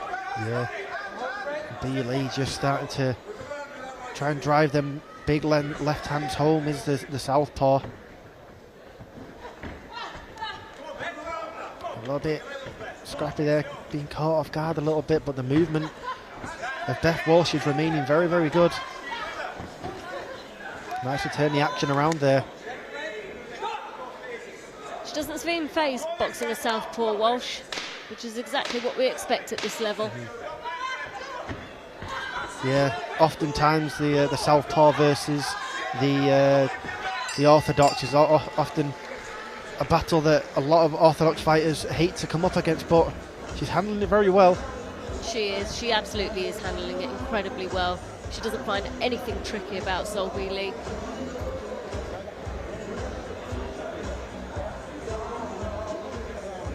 Yeah, both in tremendous shape here, not looking too fatigued in the corners. Obviously you expect a little bit of fatigue in a high pace, high octane action like this when there's a lot on the line. There's a lot on the line, and they are at the lighter end of the weight categories at 54 kilos, so they are still high paced. Pace isn't slowing down just yet. But like you said, the girls are both incredibly fit, and their cardiovascular fitness is really beginning to hold them through this contest. And here we go, yet again, the third and final round. Seul B. Lee and Beth Walsh. 3 final minutes. Get underway here at 54 kilogram action. The Virtue Motors Arena in Newcastle upon Tyne.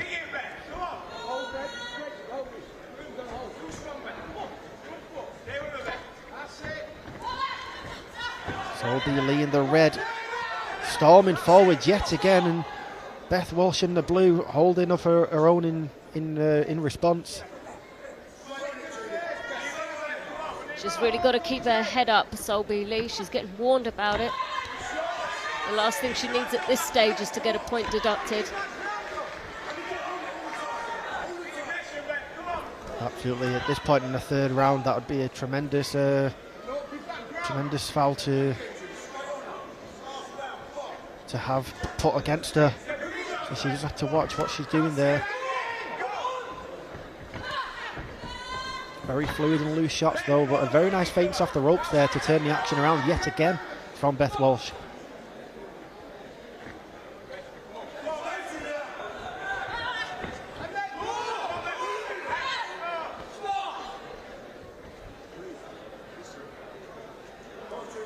More warnings from the referee to keep the heads up.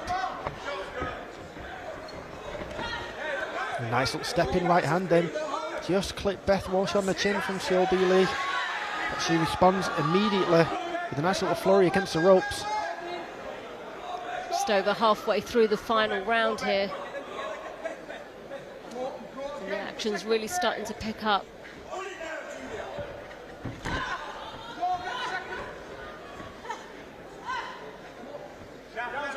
Sense some frustration on the part of Walsh there. You can just see it on her face. She wants to be able to box at long range, and Seul B. Lee's not allowing that to happen. She's sort of messing her style up a bit here. Yeah, Seul just getting in and out there. Nice little level changes as well. It's becoming a lot more of a scrappier affair here, but I think Seul B. Lee might just be edging it. Very nice left hand.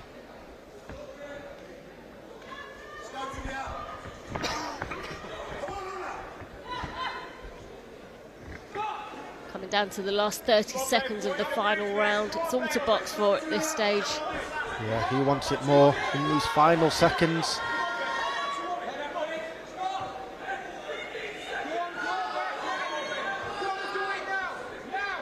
Can really hear the crowd getting behind their boxers. Here we go, when you hear that clacker and the leather starts to get flown. Big shots to end the fight here. 3 rounds in the book. And we will go to the official decision.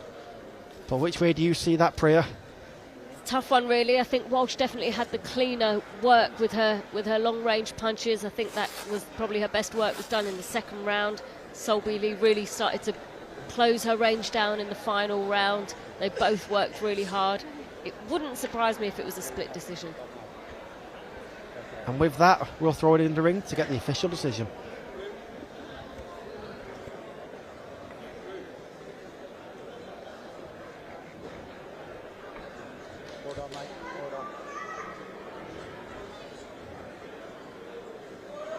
Okay, ladies and gentlemen, bout number 6, please show your appreciation for both boxers.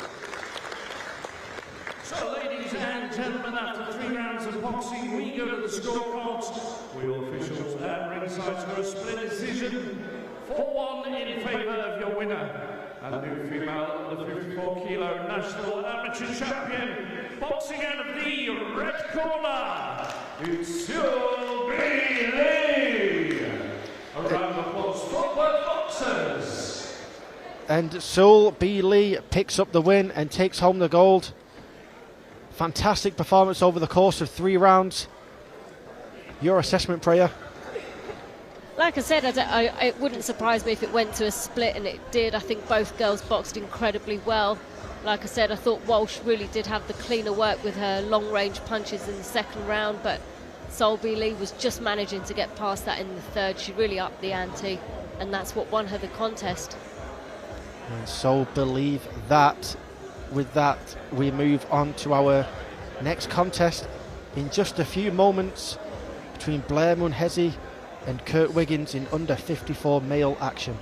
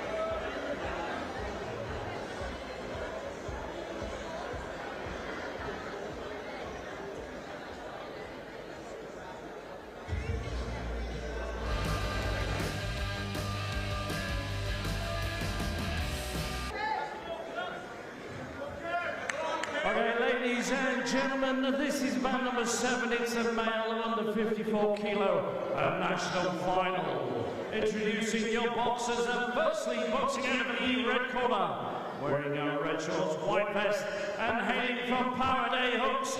Give it up for BM Blair Munhesi. And across the ring, his opponent boxing out of the blue corner, wearing all black and hailing from Salisbury. Give it up for Kurt Wiggins. Your referee in charge, Mr. Tony Buff.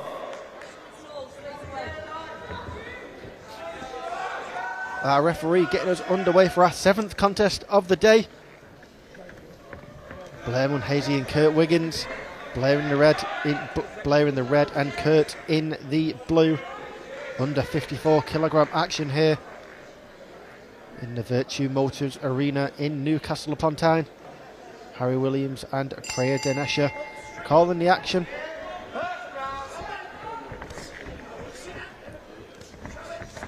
And Blair straight away sticking at jabbies Munhesi in the red. Blair Munhesi says that Damar Thomas and Patrice McGaldy are two of his idols. Sorry, tripped over my words just then. And we will see Damar Thomas box a bit later on today. Yeah, it always will help your morale if you have someone going through the motions and going for the same journey as yourself that you can strap yourself along with. They'll be bringing with confidence for the contest, and it'll definitely help Thomas later in his motivations if Blair and Munhazy can leave victorious.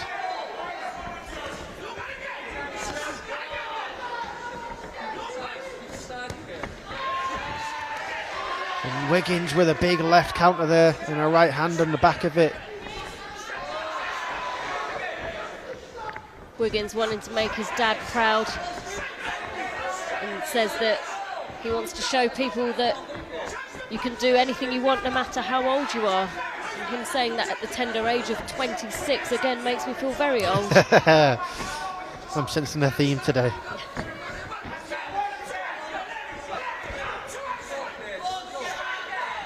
Yeah, Munhazy, the younger of the two here at 22 years of age, boxing out of Power Hooks ABC.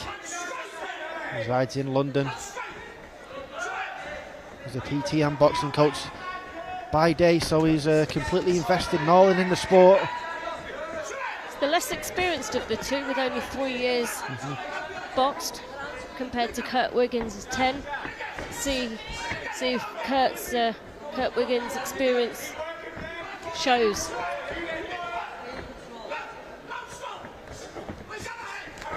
Oh, very nice counter right hand there from Wiggins.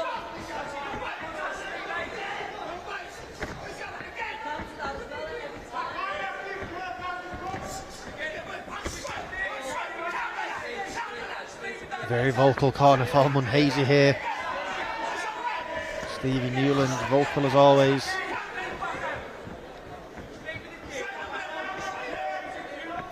Great footwork on display from Munhazy as well. Switching stance a lot as well for someone only boxing 3 years. He looks very, very composed, but he has been caught once or twice with a counter right from Kurt Wiggins. I think Kurt Wiggins is just picking his shots a little bit more accurately and better here. He's very economical with his work.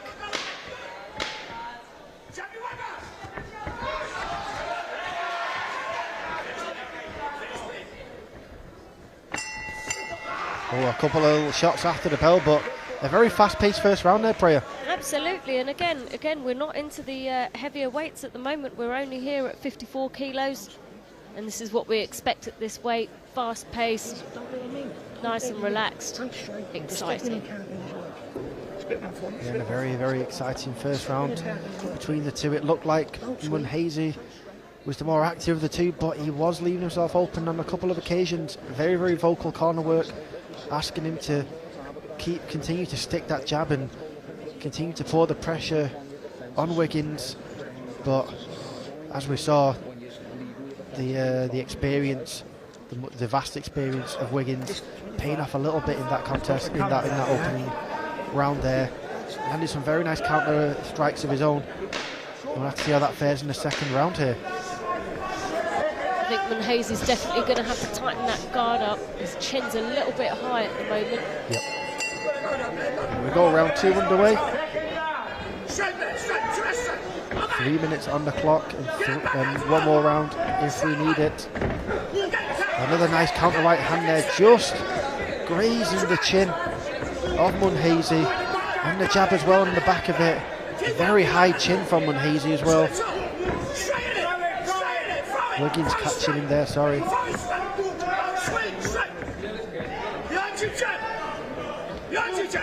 More fast-paced action here. That high chin of Munhazy, it is looking to become a target. The very fast looping overhands of Wiggins, the Salisbury man. It certainly looks like that's what Wiggins is looking for. And it showed there. Beautiful rear hand there. Stopped him in his tracks there with that right hand.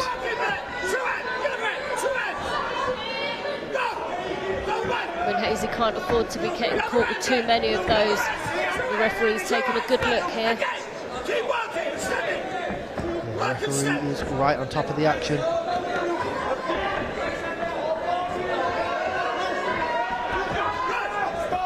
Just falling in slightly, Munhazy, as he's coming forward, which is allowing Wiggins just to step back a little bit and get him on the attack.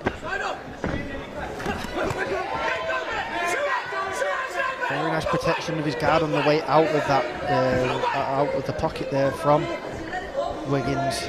Salisbury man boxing very, very well here. and he's catching him with some overhands. It's just a very, very high chin from Munhazy repeatedly here. See Wiggins just looking for that check hook over the top of Munhazy's lead hand.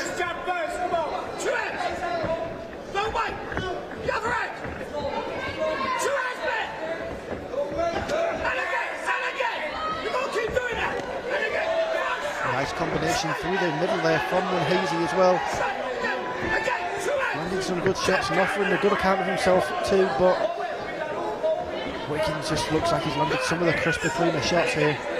Got to bear in mind Munhazy's only been boxing for 3 years, and within that 3 years he's managed to get to the finals, but just slipped there, off balance slightly. Yeah, good turn from Wiggins to try and kind of set up that fall though from Munhazy there. He tripped on his own angle.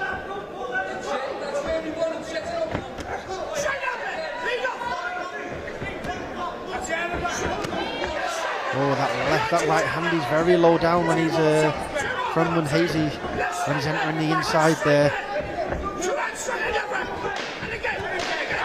Nice overhand left counter as well there from Wiggins. Experience starting to show here, Priya. Absolutely, that experience is priceless. 7 years in it. 2 rounds in the books. A favourable round for Wiggins, if I may say so myself. I definitely agree with that. All to do for Munhazy in the 3rd round as the chants ring out for Wiggins here in the Virtue Motors Arena.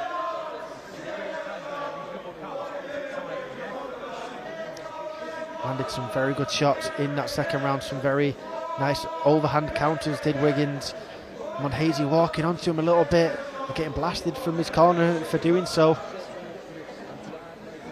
Yeah, he definitely needs to tighten that defence up. He's getting caught with too many clean shots by Kurt Wiggins. He's not giving up though. He's still in there. Yeah, this is the biggest milestone of Munhazy's young career so far, reaching the finals, and he was hoping for a win here, but it's still, his hopes are still alive. Should he be able to turn his contest around here?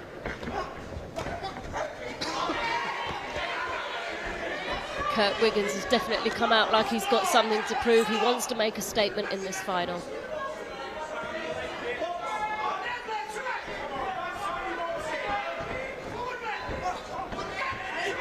Call for nice tidy boxing from his corner from Munhazy. I couldn't agree with them more right now. Yeah, he's kind of been caught on the end of his combination there, on the end of his strikes. And that chin is coming quite far out, and he's widening his stance a lot as well in trying to reach Wiggins. But Wiggins boxing very, very well. He's fully settled into this contest now, Wiggins. Really found his confidence and starting to enjoy this. Yeah, it feels like he can't be touched, can't be stopped here, to quote Roy Jones Jr. Looking very, very loose here and fluid, and very nice roll under his shots. Seeing everything coming from Munhazy now. Very nice right hand as a response there to Munhazy. Leaving himself open for it again.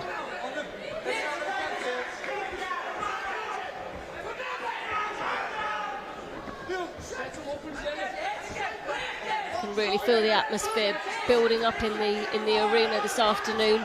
Kurt Wiggins has so much support here. 130 down and 130 to go here. Wiggins throws a wild haymaker with his back against the ropes there.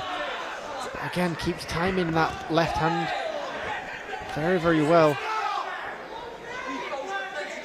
Yeah, his timing and experience is just edging this contest at the moment. Really showing his experience, showing what he can do.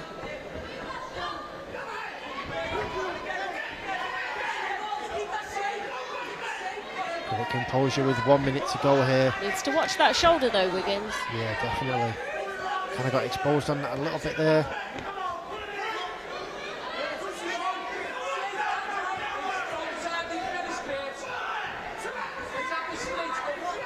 30 seconds left in this contest.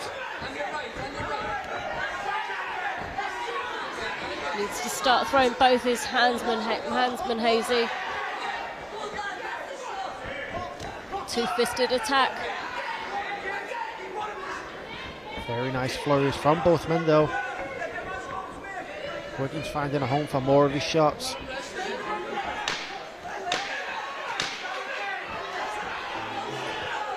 Great head movement there from Kurt Wiggins. Very nice. So relaxed and composed. He knows he's won that.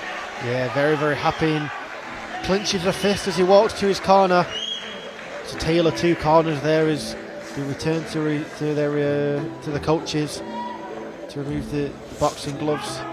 As we go to the official decision here, yeah, I definitely agree with your prayer there. I definitely think Kurt Wiggins walks away victorious.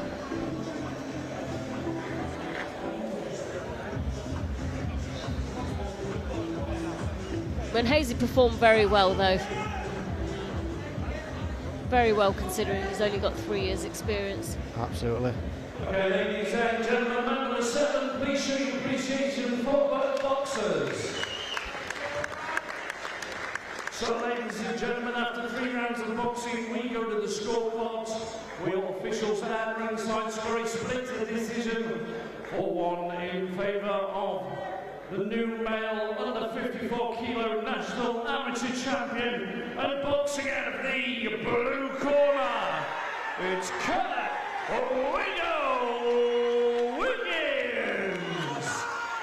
A round of applause, give it up for both boxers. Big congratulations to Kurt Wiggins there, picking up a major accolade in his young career.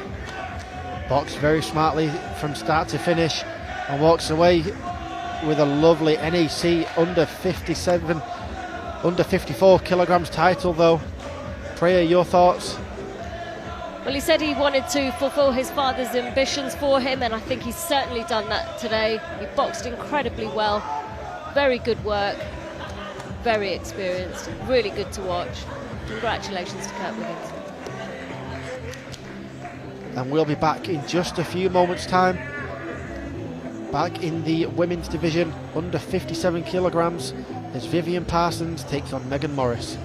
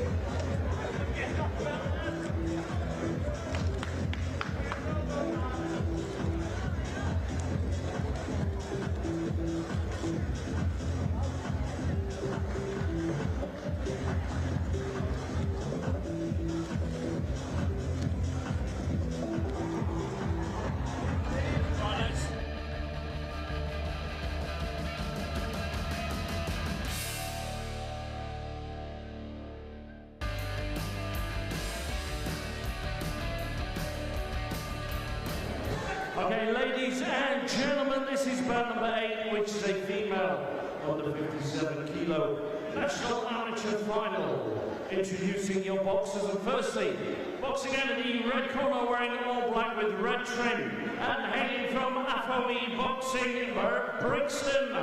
Give it up for Vivian Parsons. And their opponent across the ring, boxing out of the blue corner, wearing the silver and black of St Ives Boxing Academy. Give it up for Megan Morris. Your referee in charge, Mr. Chris Lang.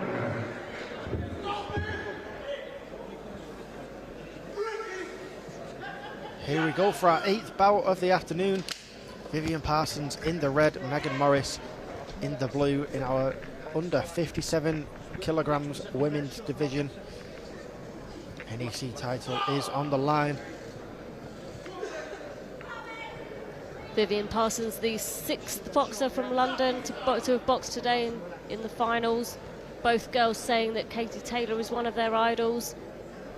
Megan Morris also saying that Shona Whitwell of GB Boxing and her home club St Ives is one of her idols. Nice to see that inspiration that you have in your own home club. Shona Whitwell's father, Stephen Whitwell, in the corner for St Ives today.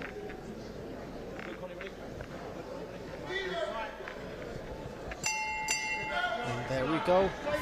The first of 3 3-minute rounds underway. Should we need all 3 rounds, that is.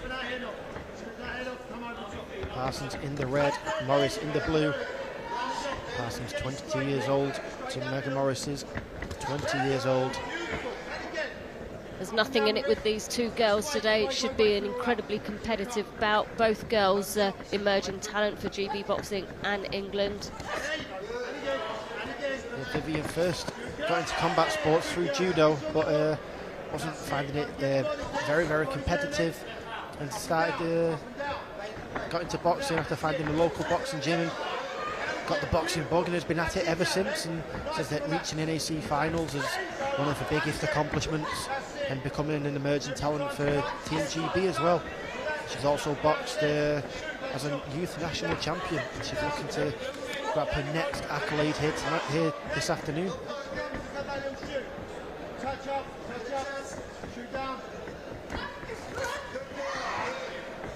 Both girls just feeling each other out at the moment,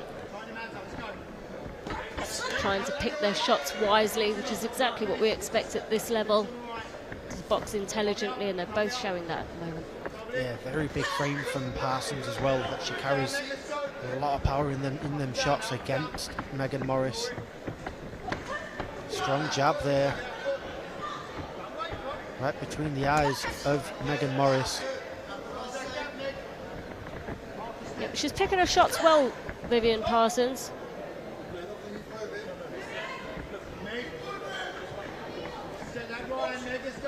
Yeah, the Brixton girl, Brixton banger, looking to take home the biggest accolade thus far against Morris here.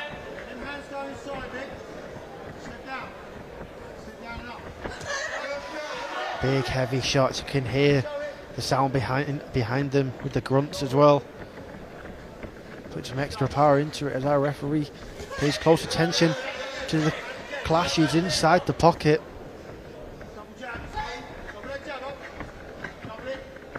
Megan Morris took up boxing to get fit again after giving up gymnastics at the age of 15.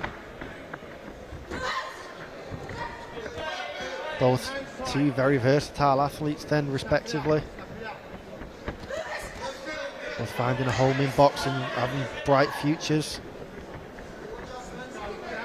Collectively, they've actually only got 11 years experience in boxing between them, but what they've achieved in those years is just phenomenal. Again, a credit to women's boxing at the moment.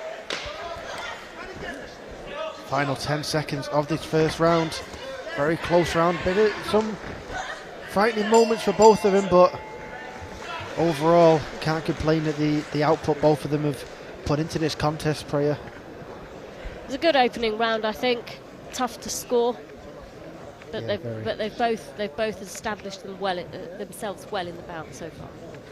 Yeah, definitely more of a feeling out round and trying to find the range and discover each of us habits a little bit. I have a feeling this bout might be a bit of a chess game. I agree.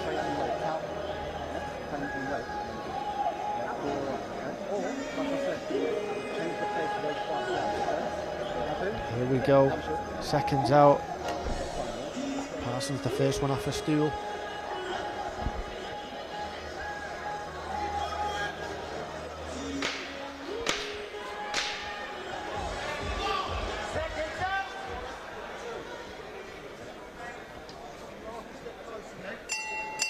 And here we go, round two. Harry Williams and Priya Dinesha here at the Virtue Motor Centre in Newcastle, calling all the action all day long.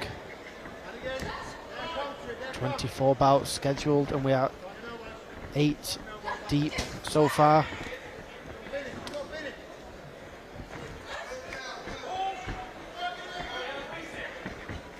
There's some fun fights on show already and plenty of accolades attained. And 2 very talented girls here banging it out with a chance to join the list. They both look so composed. The occasion isn't taking the better of either of these boxers at the moment, which is great to see. Yeah, absolutely. Both willing to trade as well, not playing it too safe in a final, which can also be a downfall really if you do try and play it too safe. You've only got 3 rounds at this level, so you really have to create a fine balance between feeling your opponent out in the earlier stages of the bout, but really establishing yourself quite quickly afterwards. And I think both girls have done that quite well. Gum shields just come out for Megan.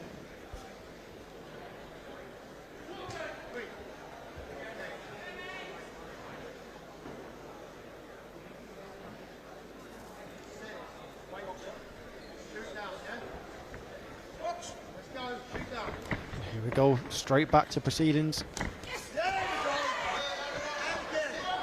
I think Parsons really trying to establish that jab. Throwing it yet again. But taking one as well in trying to do so. She's going to have to start following that double jab up with a combination of punches. She's not going to beat Megan Morris on a single punch. Absolutely not. That's exactly what we're looking for from Viv Parsons at the moment. That's true. Morris throwing a plethora of strikes in response whenever she gets the opportunity to.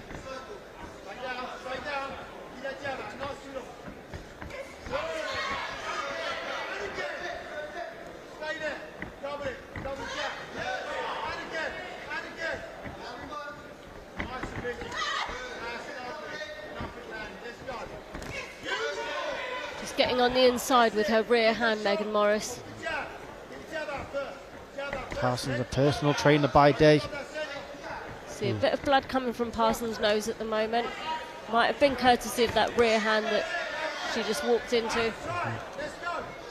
Always in the gym looking to get better, as is Megan Morris. A nice overhand right from Megan Morris as well there.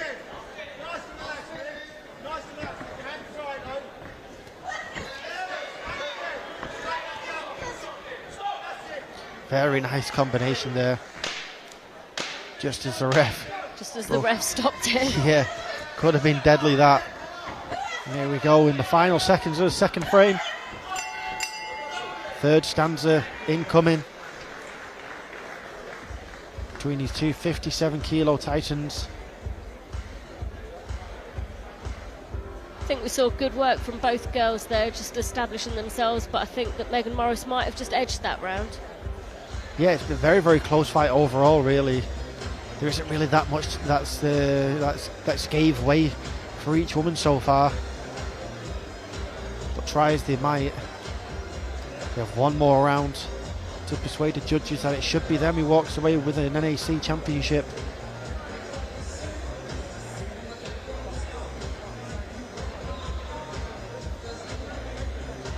She looks quite relaxed in the corner there, Megan Morris, choosing to stand.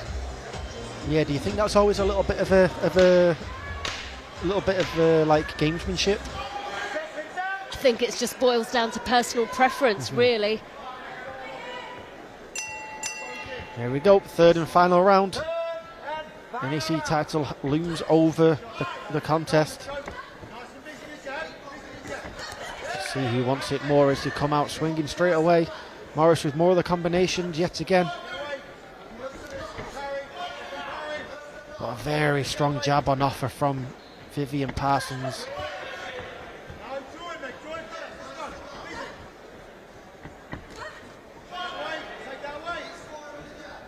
But again, it's them single shots that she doesn't need to try and multiply on now, and just like that. She really just needs to let her hands go, Vivian Parsons. Her jab is fantastic, she's landing it really well, the double jab is landing really well, but she really needs to follow this up to catch the judge's eye and really convince them that she deserves to go home with the title today. Yeah, just over 2 minutes to persuade the judges of that case. Calls for first and last from her corner. Great advice. Those are the important shots that you must land. Very nice pivot out there from Vivian Parsons in the red.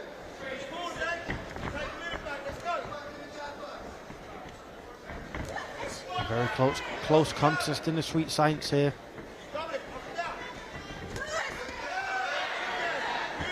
I think both girls have had real success in getting their flurries of punches off when they're in range and using their jab really well.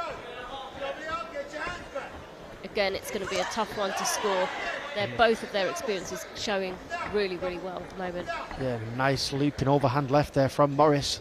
Lands clean on the head guard of Vivian Parsons, but still time to shake up the contest here as we enter the final 60 seconds.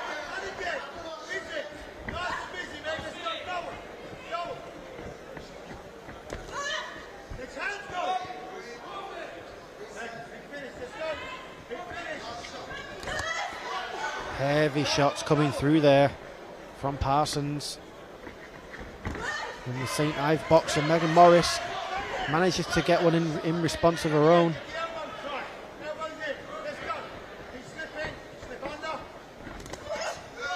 Very nice combination. Still pair of them working. Final 30 seconds of this contest. She's letting her hands go a little bit now with Parsons, but Morris has been the more active with the combinations. We're just coming down to the last 10 seconds. This is where it gets really exciting. Yeah, when you hear that clacker go, can you land one more fatal blow? But no, not this time. And all 3 rounds have been completed. Great show of sportsmanship again, or sportswomanship in this case, in the ring. And here we go. Let's see which way the judges have scored it. Very, very close contest, Priya. It's very close. I wouldn't even want to call this one, to be honest. Again, they both showed themselves up incredibly well. They should both be incredibly proud of their performances. And no doubt, win or lose, they've got bright futures ahead of them.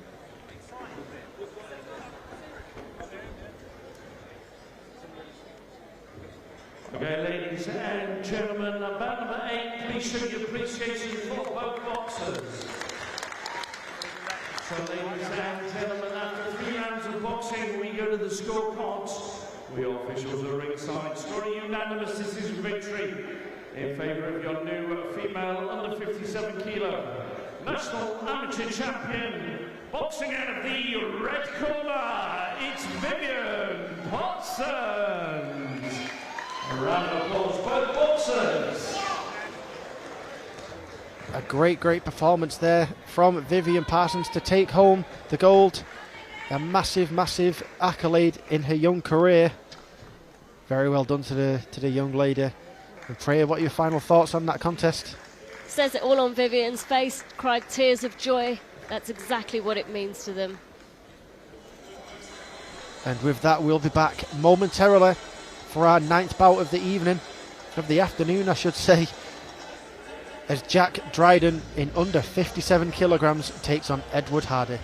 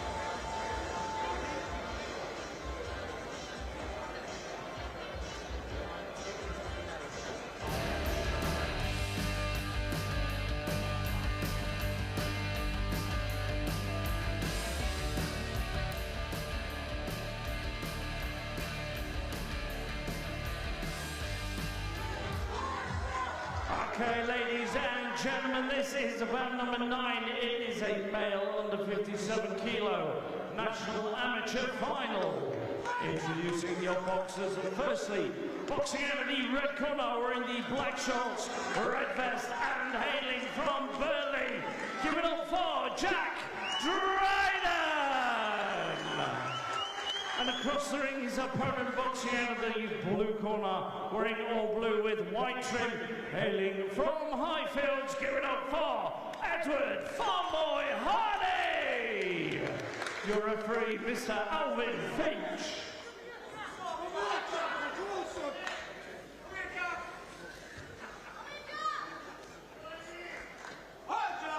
And here we go, bout number 9 of the afternoon. Jack Dryden against Edward Farmboy Hardy. Under 57 kilogram NEC title on the line here in the Virtue Motors Arena. Dryden 20 years old and Hardy 21. Both similar experience in boxing, with Dryden 10 years and Hardy 12 years behind him.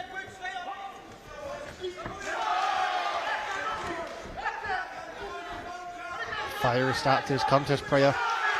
Dryden's definitely made a quick start to this opening round. Yeah, he's starting fast and ferociously, is Dryden.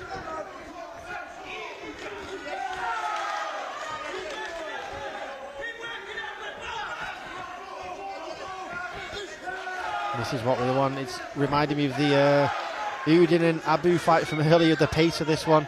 Absolutely. Jack Dryden is a fellow GB boxer of Hamza Uddin.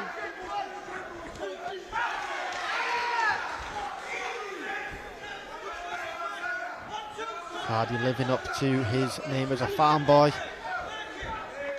Likes to farm in his spare time.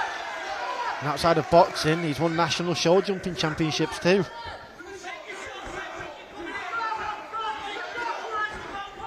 He's definitely decorated with his hands and on horseback.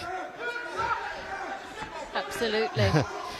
Both boxers say that Manny Pacquiao is one of their idols. And some of their biggest influences are their coaches and fathers. Yeah, very close families. You see that a lot in boxing. And then if not their immediate family, then the coaches become the family as well. Absolutely. The hashtag boxing family on Instagram isn't used for nothing. Yeah. Very nice shot right to the solar plexus. There's a crowd erupts behind us. Dryden bringing the fans down here. Newcastle native, of course, out of Birtley Boxing Club, under Graham Rutherford and Jacob Dickinson. Really shows the atmosphere in the arena is absolutely electric right now. Yeah, big buzz for the hometown boy. Every time he lands a shot clean, everyone erupts, and he's landing quite a few in succession. Nice jab to the head and straight right to the body. Hardy's still getting off with his shots too, but I think Dryden's just landing more of them at this stage. Yeah, answers back very well. In mere seconds does Edward Hardy. And just before you know it, the first round has absolutely flown by. Neither of them taking the foot off the gas right up until the bell. Great opening first round. Yeah, big applause from everybody in here. Fast-paced opening frame there between the hometown boy and the farm boy.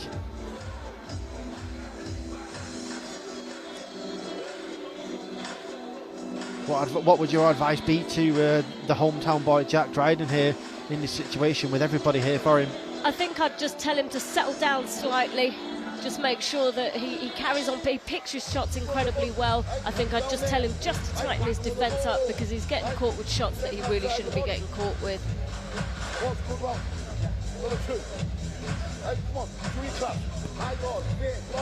Yeah, his corner reminded him to keep his guard high and not let the emotions of fighting in his backyard get the best of him. Hard not to feel that excitement though, Harry. 100%. It's like having an extra man in there with you. But it can also be your downfall too. It can be the catalyst if you don't control it early on, and we're straight back out again.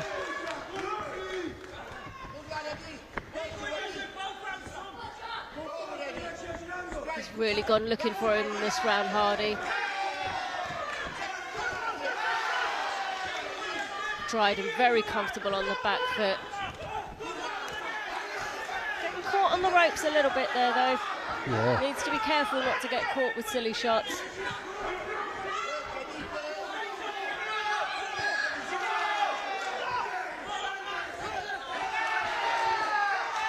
Big flurries and punches in bunches from the duo here, who are holding nothing back against each other.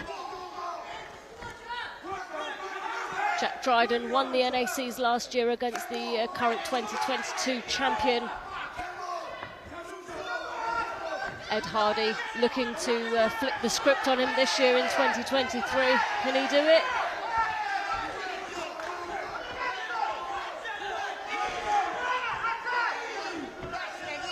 Yeah, Jack first took up boxing because he liked to fight and found that it taught him discipline. And his corner are definitely trying to persuade him to keep his discipline up here. In a very, very important fight where he could double his money after his success last year. He's got such fluid movement, Jack Dryden. It's just getting him out of the way of some of those big shots that Ed Hardy's trying to catch him with. Yeah, Farm Boy taking a couple here and gives one back straight away. Very low guard as well. The referee's looking at him closely at the moment after Jack Dryden gets him with a couple of really hard shots. Yeah, Dryden's corner screaming at him ferociously to get his hands up. Taking far too many shots with a low guard there. It's like a real swelling under the left eye of Edward Hardy. Doctor's just taking a look at him now. Yeah, big mouse under the eye there, right in the cheek.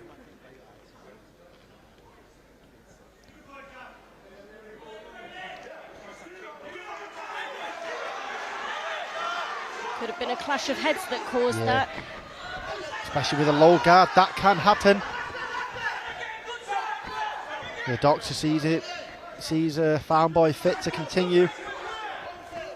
Starting to get slightly scrappy now as they both resume the boxing in this second round. Yeah, the misty entrance way takes the fog into the ring here as these two scrap inside the foggy dew. Incredible. Dryden just whipping those body shots in. Incredible atmosphere here now. In the middle of this second round.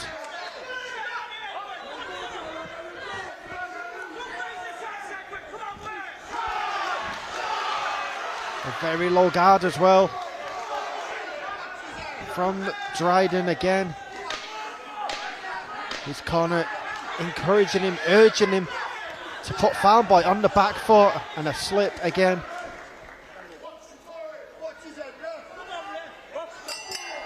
And that's that for 2 rounds.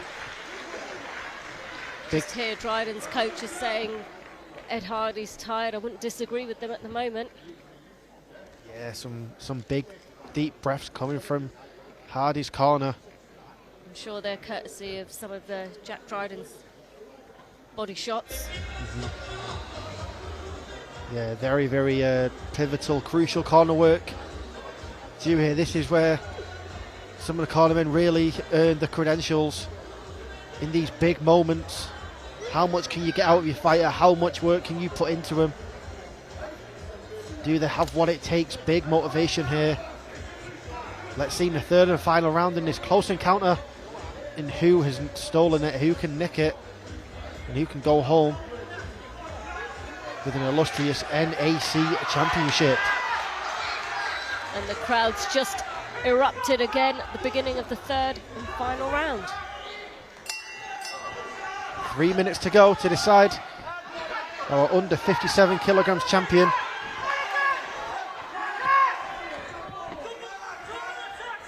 Big lefts and big rights from Dryden there as a response. He needs to stay smart though, he needs to pick his shots intelligently. Yeah, but he's trying to go for a couple of short uppercuts then with Birtley in the inside. A very nice short right hand there. Just like it froze Hardy for a second. Quickly regained his composure though. Very nice uppercut once again from Jack Dryden. Landed very clean, and I'm sure the ref's taken account of that. Ed Hardy cannot afford to carry on taking any more shots like that, but he just does on the inside there from Jack Dryden. A warning for the referee to watch their heads just as the contest looked to be burning the brightest. Safety's paramount though, as always. And another uppercut lands from Jack Dryden, and the pair are slinging. Edward Hardy's getting some real success in this exchange, and Jack Dryden receives a count that was unexpected. An intelligent defence, I think, may have landed that back, but a beautiful right hand from Dryden as soon as the action resumes. He knows he's got to win this. Halfway through the round, we've got 1 minute 30 left. Gum shield coming out.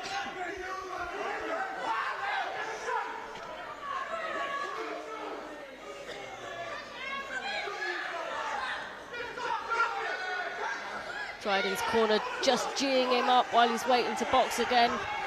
He's going to come out explosive here, no doubt. There you go. 1 minute left. Beautiful head work to just read the shots that were coming. This could end up being closer than what we thought initially, Harry. Absolutely. Big shots from both men here. Could go either way. 40 seconds to go. Who wants it more? Again, I wouldn't be surprised if it goes to a split decision. But Hardy's just getting through with the heavier shots at the moment off the ropes. Some brilliant shots on the inside from Hardy. The farm boy having some fun now.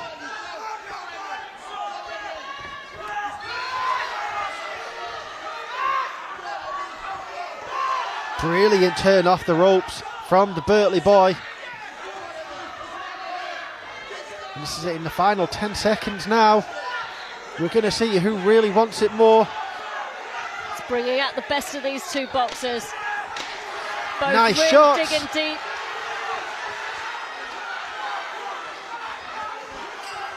Wow. What a contest.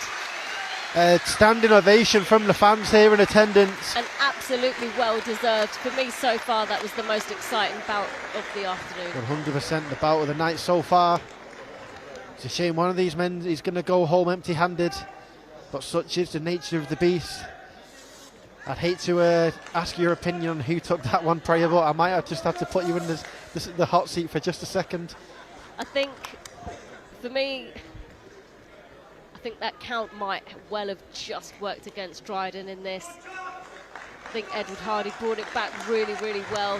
Again, I wouldn't be surprised if it goes to a split decision. Ladies and gentlemen, back line, please show your appreciation to both boxers. Fantastic contest, well done. So, ladies and gentlemen, after 3 rounds of boxing, we go to the scorecards. We all officials at ringside. Score a split decision 4-1 in favour of your new male under 57 kilo national amateur champion. Boxing out of the red corner, it's Jack Dryden. And a round of applause to both boxers. And after an incredible contest, it's Jack Dryden who takes home the under 57 kilograms NEC championship. A very, very close bout that could have gone either way, but it just turns out that Dryden, the man in his backyard, takes home the gold, Priya. And what a day to do it on as well. I mean, he's got everything. He had everything on the line today, Jack. He's a GB boxer. He's last year's winner. He had everything to box for, everything to defend. I think Edward Hardy put on an absolute valiant performance. But like you said, somebody's got to win, someone's got to lose. And with that, we'll be back in just a few minutes' time when we delve back into the female category. This time in under 60 kilogram action, we'll have Lucy Kings-Wheatley against Alex Bryant.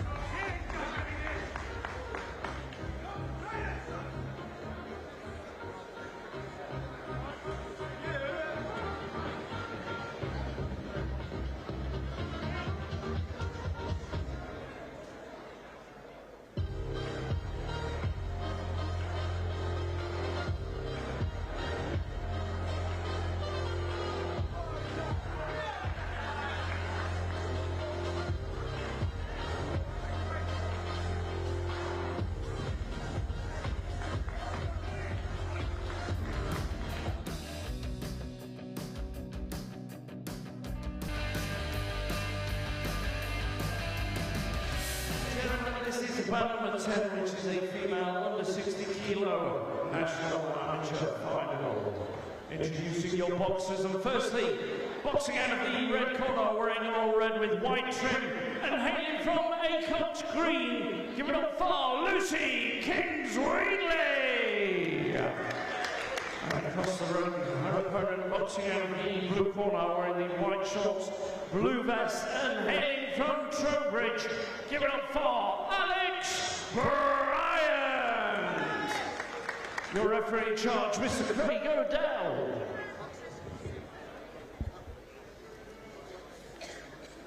Into double figures now as our 10th contest of the afternoon gets underway.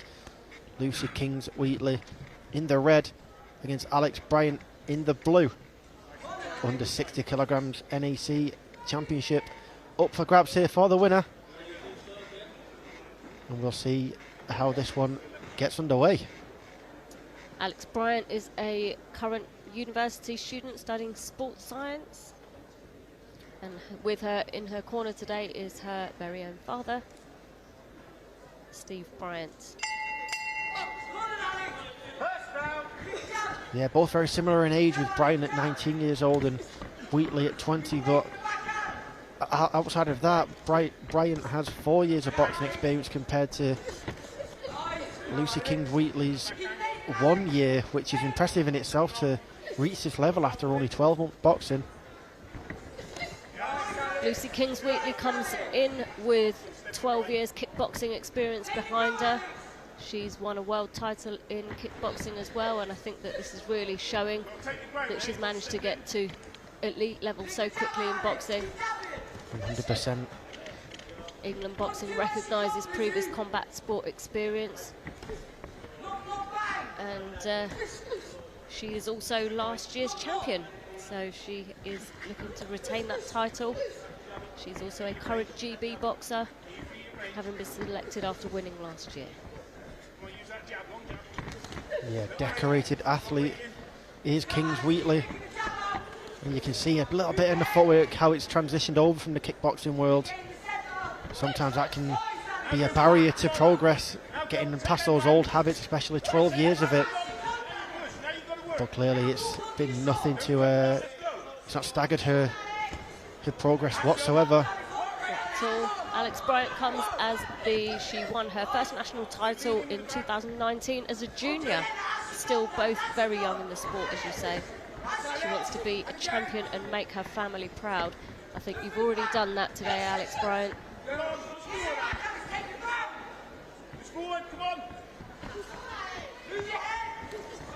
Yeah, very good, fluid and loose movement from Lucy Kings-Wheatley here.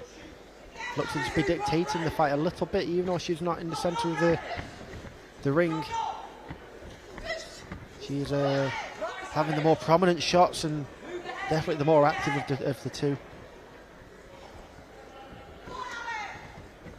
I agree, she's more active and she's more accurate at this point. But Bryant just getting her with a little flurry on the inside body shots.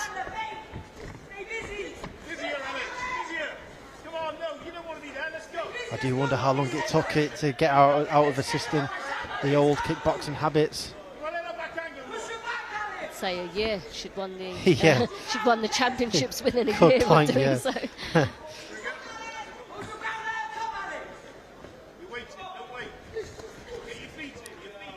Yeah, looking very, very comfortable and confident now with a very unique style and very nice combination there.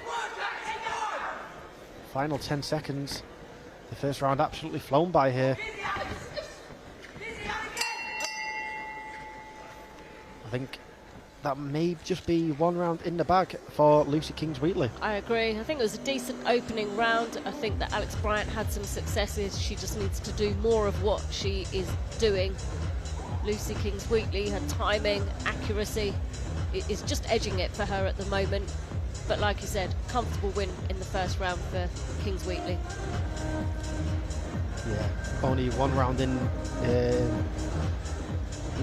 the bag so far in the books. There's no need to rush and try and like fatigue yourself trying to find a finish. You might as well use the rounds that you've got.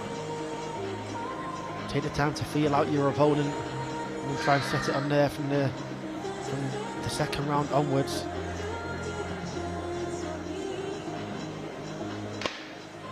Seconds out already, and here we go.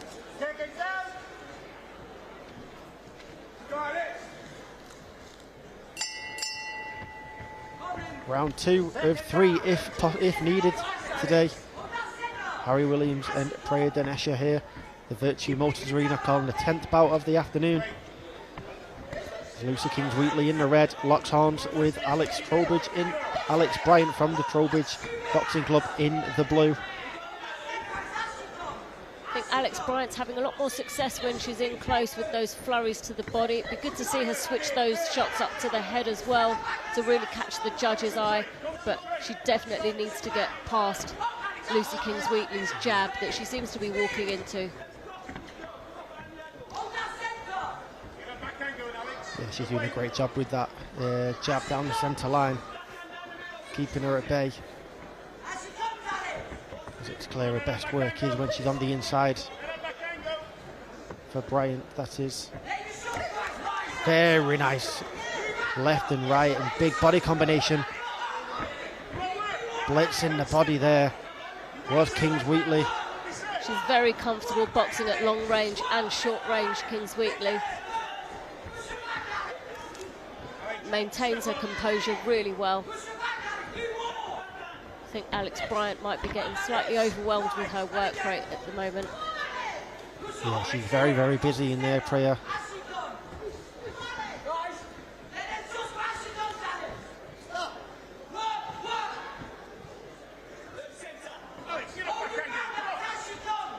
Action resumed. The skill level for both girls is just phenomenal. We have to remember they've only got 5 years boxing experience collectively between them.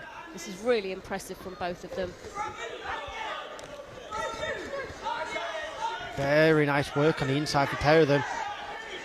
But it looks like Kings-Wheatley just keeps coming out on top of those little exchanges inside the pocket as well. Her work rate's slightly higher and she's definitely catching Bryant with the cleaner, harder shots. Those are the shots that's going to catch the judge's eye. Nice overhand right hand there, just snapping back the head of Bryant. Ooh. And again, catching her on the ropes. Picking the moments very, very carefully. Apologetic in that instance. As she goes back to work, a very nice counter right hand as well from Kings-Wheatley. Just seeing all the attacks coming. It's like she's 1 or 2 seconds ahead here. Calls for Alex Bryant to hold the centre of the ring. I don't think that's bad advice. She's just got to be able to try and pin Lucy Kings-Wheatley back a little bit.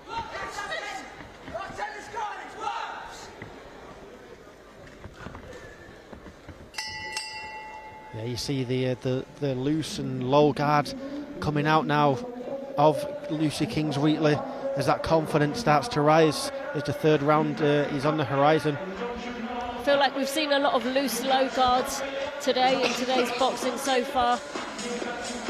Could be dangerous in some places, but so far Lucy Kings-Wheatley is using that to her great advantage. Yeah, she started out very, very disciplined with the guard, and as soon as she started to find her shots and find her abilities and what she can do to Alex Bryant, she's quickly getting settled in that jabbers, and the guard has become looser and looser as the fight's progressed. And yeah, towards the end of that second round, she looked very, very confident. It still looks like she's barely broke a sweat in the corner. She looks incredibly composed. Mm-hmm. Alex Bryant definitely looking slightly more tired of the pair of them, but she's got everything to box for right now.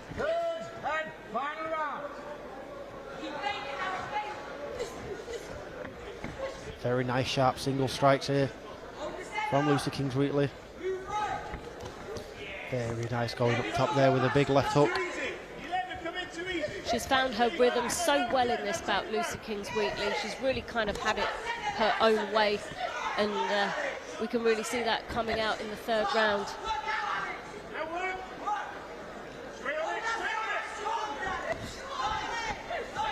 It's been hard for Alex Bryant to find her own rhythm and settle into her own pace and dictate the pace of the bout here. Yeah, very frustrating performance for her, and a frustrating opponent really. Over the course of these 3 rounds, it's hard to hit someone who is doing so well at trying not to get hit in return after striking you. Lucy Kings-Wheatley makes really effective use of her footwork. You know, just moving off at angles, not getting out of range, so she's still always in range to land her own punches. She'll just move off slightly, but she's always there.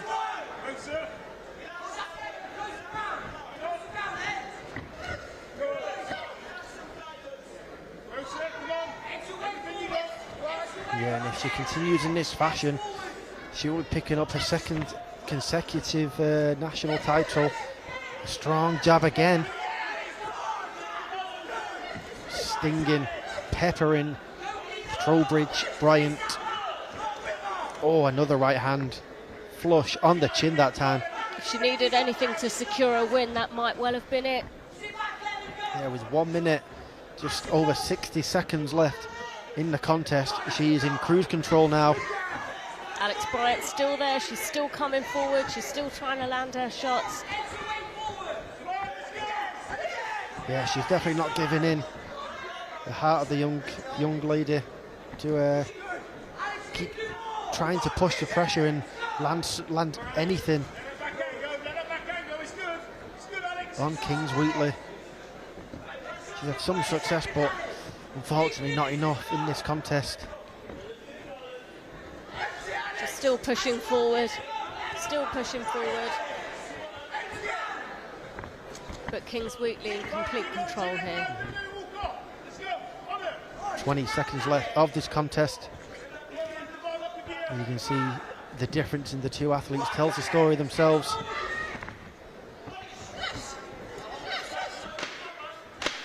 Very nice handiwork from the Birmingham representative.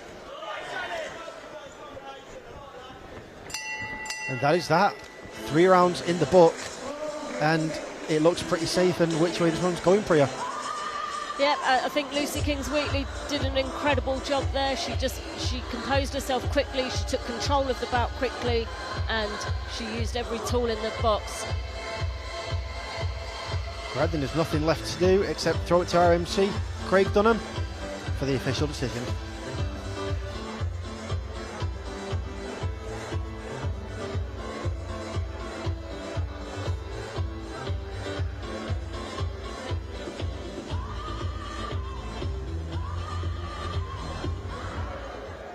Okay, ladies and gentlemen, about 10, please show your appreciation for both boxers. So, ladies and gentlemen, after 3 rounds of boxing, we go to the scorecards where your officials at ringside score a unanimous decision victory. All in favour of your new female under 60 kilo national amateur champion. Boxing out of the red corner, it's Lucy Kings-Wheatley. A round of applause for both boxers. And as expected, after a 3-round clinic, Lucy Kings-Wheatley takes home the under 60 kilograms Women's NAC Championship Final thoughts on that one, Priya? Well, she won it comfortably. You know, she deserved that decision. You know, she done incredibly well. She just boxed very well, and you know, 2 years in a row she's going home with the title. Yeah, fantastic body of work, and we'll see a bright future is definitely there to see for Lucy Kings-Wheatley. And with that, we'll be back momentarily with our males under 60 kilograms fight bout as Cameron Vuong takes on Frank Wood.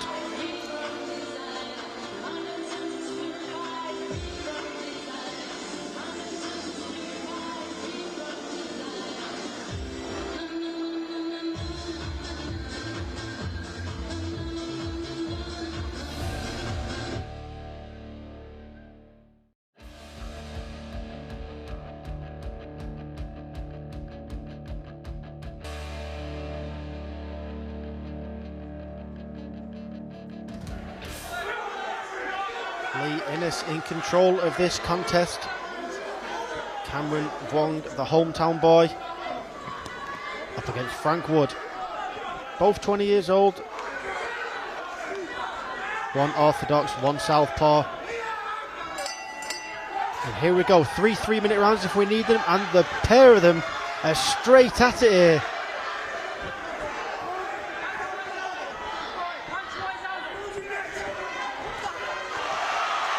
Wood touring it on, wasting no time here on Cameron Vuong. Coming into the Birtley boys' backyard and looking to make a massive statement here at the NAC Championships. Cameron Vuong, also the teammate of Jack Dryden, who we've just seen, beating Dotori Brown to get to the finals. A firefight if we ever saw one straight away in this first round. Vuong well aware of what his opponent here, Frank Wood, is trying to do. He's trying to goad him into a real scrap. A little bow and we continue.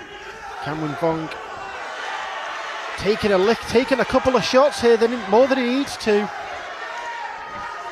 But another fast-paced fight. Very, very similar style to the one we saw from his teammate Jack Dryden. Absolutely, I was just about to say this could be another one of those. Neither of the boxers have taken a second to look at each other. They've just gone straight at it. No feeling out process, no nothing. Just let's go to war here in the ring.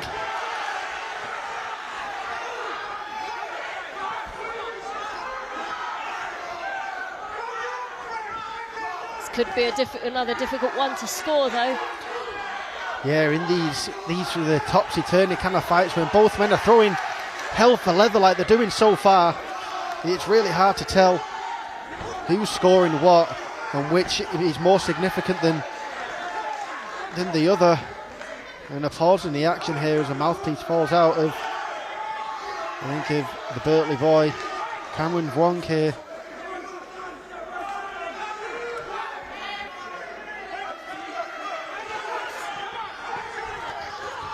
Big shots and a beautiful counter left hook on the way through there from Cameron Vuong.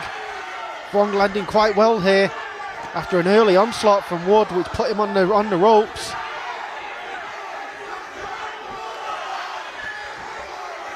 They're both landing quite clean shots here. It just depends on who's landing more of them. And the crowd erupting every single time Vuong lands a shot. And he takes him on his way out of the pocket there.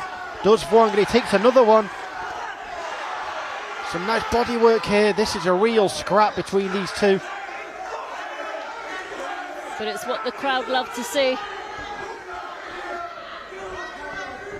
Yeah, the crowd are here to see two lads put it all on the line to join the illustrious ranks of the NACs. And we're already down to the last 10 seconds of the round. Absolutely flown by. First time I've been able to take my eyes off the action, look at the clock, and the first round's over.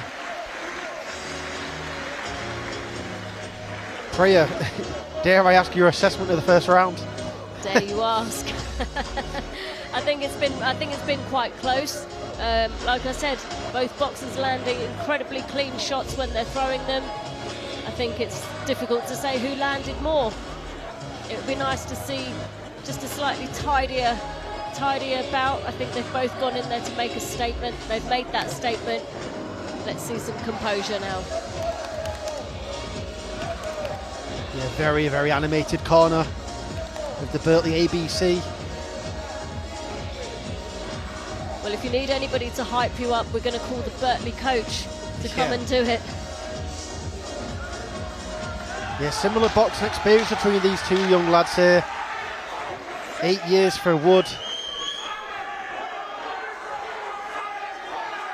10 years for Cameron Vong. There's not much in this at all.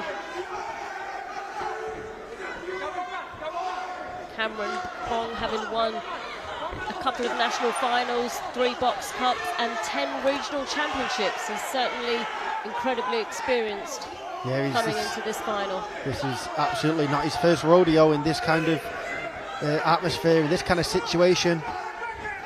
And the atmosphere in here now, with the mist from the walkout floating over the ring, creates an incredible atmosphere.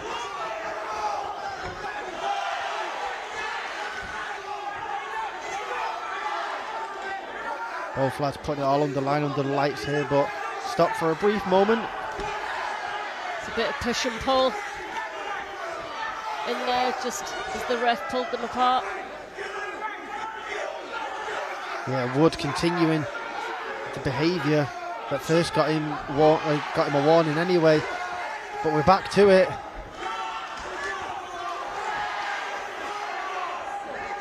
I think Cameron Vong's just getting off with the cleaner, slightly better work at the moment.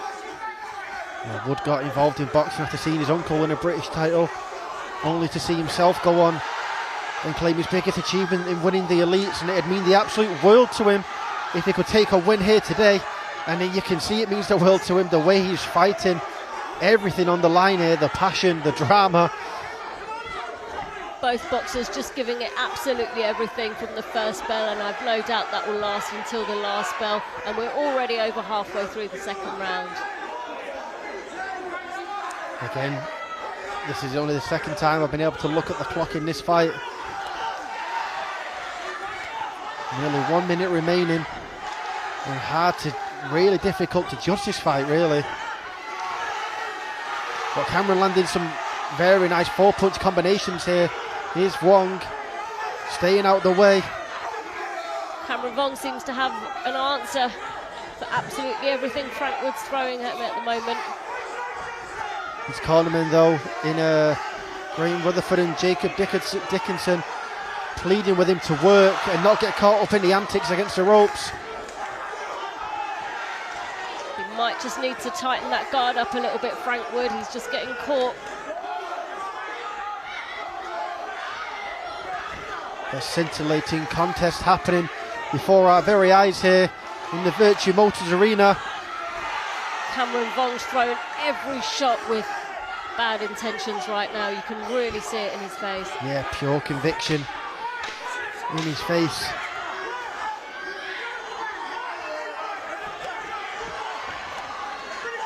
And again, another stupendous round is in the books in this under 60 kilogram bout for the NEC Championship. One more round to decide the winner. I'd love to hear what the Birtley coach is saying to him right now, Harry.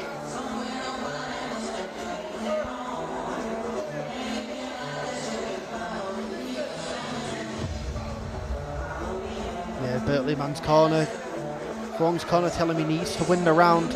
Very, very passionate man. Screaming at him to win this round and not get caught up in any antics against the ropes. Even with our headphones on across the arena, we can still see him stomping his feet whenever he does something, whenever his fighter does something he doesn't like. Very, very vocal, very animated fella. We love to see it, and the crowd love it here too. We're starting to really fill up in here now. His passion's contagious though. Absolutely, and here we go, third and final round. The crowd are really getting behind their boxer, especially the Birtley boy. on his home ground in the national finals.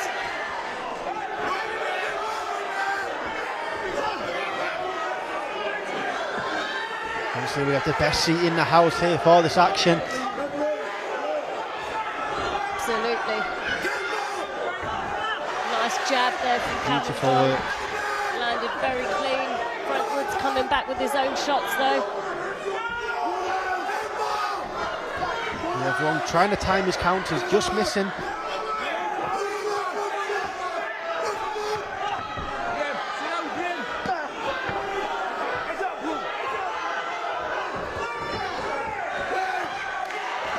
Big shots there from both men, taking one and giving one back.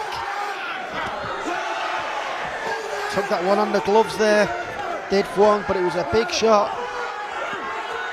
We're already a minute into the third and final round of this contest.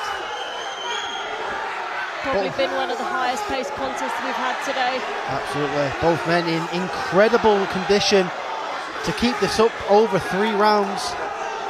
3 threes doesn't sound that challenging on paper, but once you're in there with a man who's trying to hit you with shots like that. Yeah, exactly, and he's trying to fight his way to an NAC championship.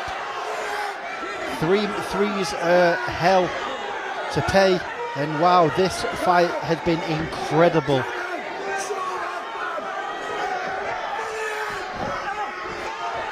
You have to be supremely fit to be able to keep this up for 3 rounds.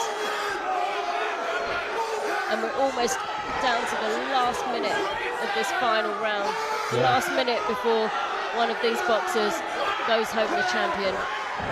Both men doing very well as well in these close quarters to avoid staying in the centre line and taking a lot of punishment. They're doing very, very well. Oh, a big crack from Frank Wood, lands one right on the chops. And again, just on the inside with that rear hand uppercut, he landed them very clean. Yeah, coming to life in his final 40 seconds is Frank Wood.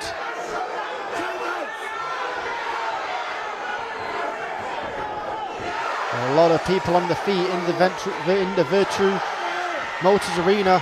Some incredible scraps. And we're only halfway through our card. Just looking over to his coaches there, Cameron Vong, for the last bits of advice that he can get in the last 10 seconds of the round. And again, they've come alive. And the crowd go mad, and so do the fighters. As a response, and that is that. 3 hard-fought rounds in the books for Cameron Vong and Frank Wood. Sensational scrap from start to finish. And again, we said this before when we saw the Dryden fight and the Abu fight. It's a shame that one of these men has to lose in a fight the calibre of this, but such is the nature of the business and the beast. And we'll throw it in the ring now to RMC Craig Dunham to find out which man leaves with gold around the waist. Absolute beautiful display of sportsmanship there. Okay, ladies and gentlemen, by 11, before I announce the result, your referee would like to congratulate both boxers on the hard-fought contest. Well done, lads. So, ladies and gentlemen, after 3 rounds of boxing, we go to the scorecards, where your officials at ringside score a split decision.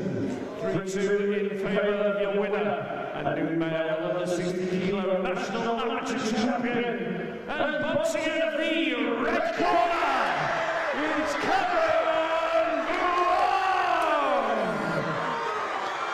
A round of applause for Cameron and give it up for Frank Wood. Absolute scenes here in the Virtue Motors Arena as the crowd erupts as Cameron Vong takes home the gold in one of the greatest NAC boxing matches we could ever see. And look at what it means to him and his coaches. For Birtley to go home with 2 national champions today.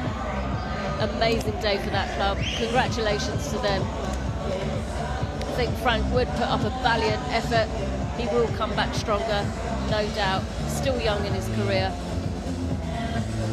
An overjoyed Cameron Vong makes his way past us here. But on that, we have one more bout before the interval for you. Terri Stewart and Michelle Cox going up in female under 63 kilos action in just a couple of minutes.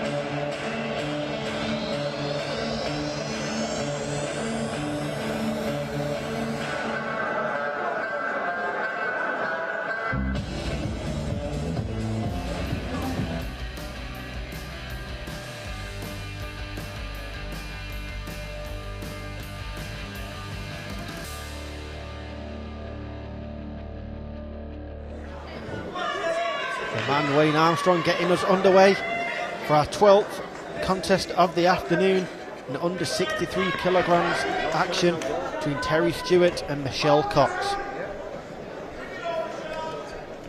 Terri Stewart boxing for the British Army. Michelle Cox says she wanted to box for the British Army, but she was kicked out, after which she used boxing to get her life back on track and is currently a successful businesswoman, aged 33.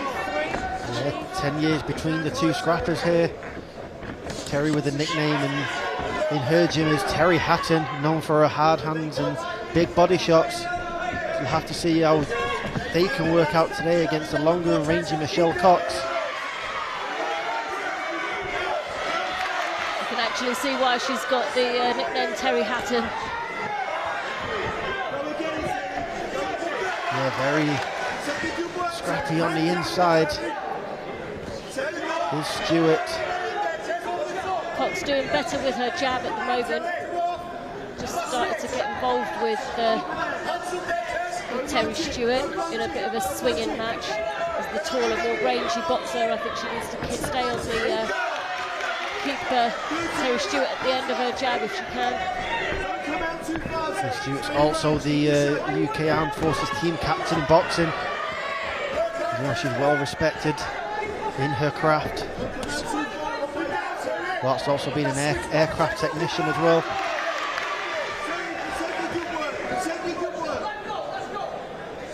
Michelle Cox saw something of a comeback story. Being inspired after leaving the army herself and getting here today. She says everything today means absolutely everything to her. And we'll see how she fares against a very valiant opponent in Terri Stewart.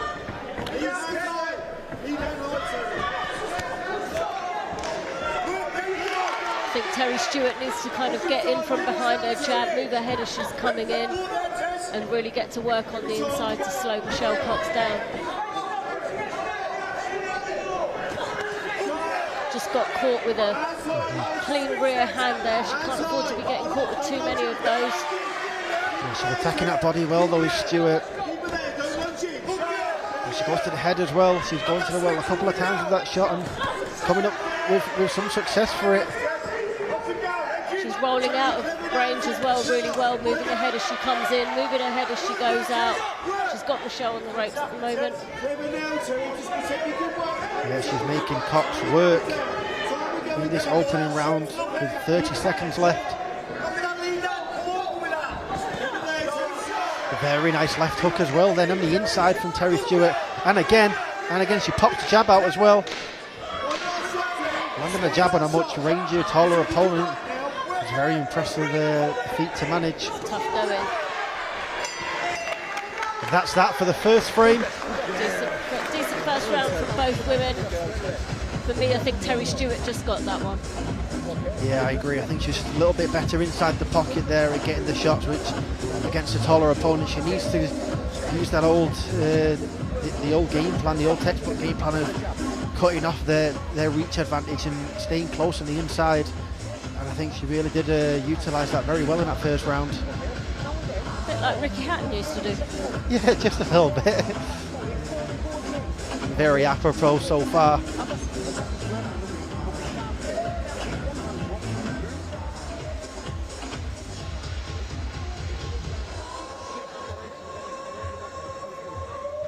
Despite the Hatton nickname, she did start out as a kickboxer from a young age. However, the progression for boxing she found would be much more better and profitable, and hence the swap. And here we go, round 2 underway. Cox in the blue and Stewart in the red. Virtue Motors Arena here in Newcastle upon Tyne. Harry Williams and Priya Deshena calling the action here. Cox looking to pick her shots a bit better in this round. She just needs to get her feet in to land them.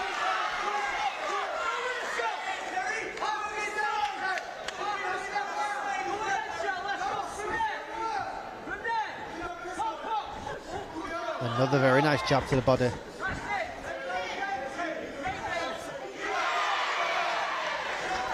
She's getting past her range though, Stewart.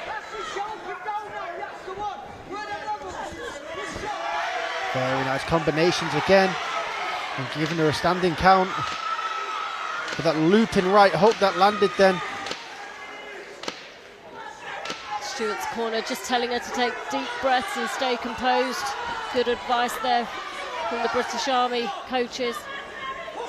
Yeah, it's far too easy to kind of lose your head in those moments and rush in and get caught with something on the receiving end. She's fighting very, very well so far. Michelle Cox is definitely still in this bout.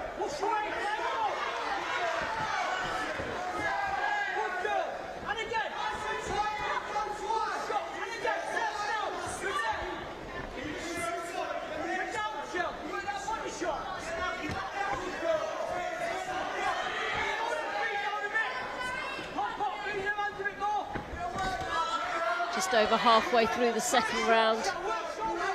Terri Stewart just rolling out nicely there and coming back with 2 straight shots, landing them clean. Yeah, beautiful lefts and rights again.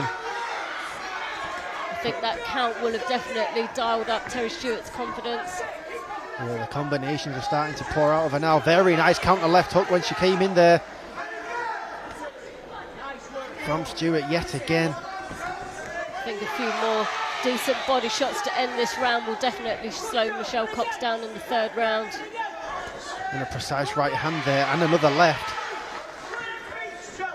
Landing on the taller opponent at will here. Again to the body, makes him look very well. Just needs to be careful not to get caught on the way in. Defended that quite well. Yeah, the Manchester 31 product, Michelle Cox, not having it all her way here in this second round. Final 10 seconds. And another Landed right it. hand.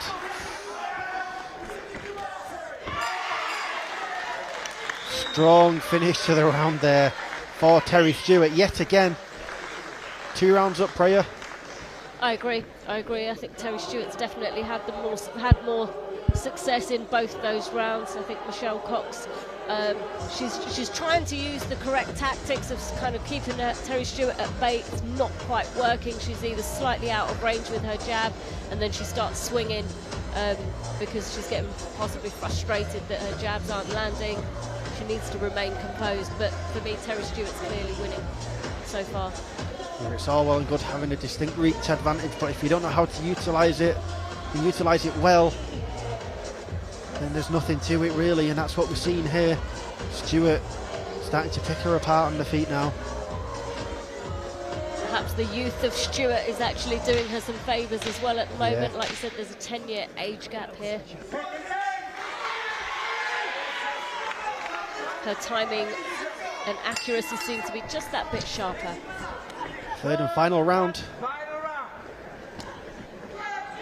The under 63 Women's NAC Championship final. Every bout on the line here today has championship ramifications. And Cox trying to rally back in this third round, offering a much stronger output as the first seconds tick down.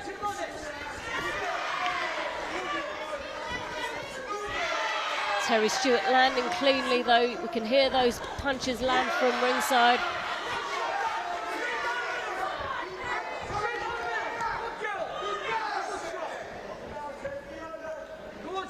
Yeah, she's having a much better offering in this early round. Until that, Stewart just knocking her back a little bit yet again. Another beautiful right hand straight to the chop, straight to the chin of Michelle Cox. She moves really well on her feet, Terri Stewart. She's able to stay balanced.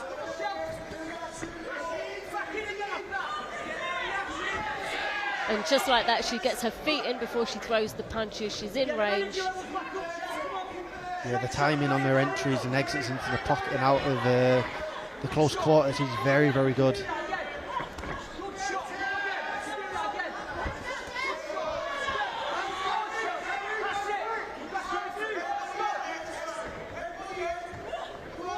The height difference certainly hasn't put her off, has it? Absolutely not. She's really handling that very well.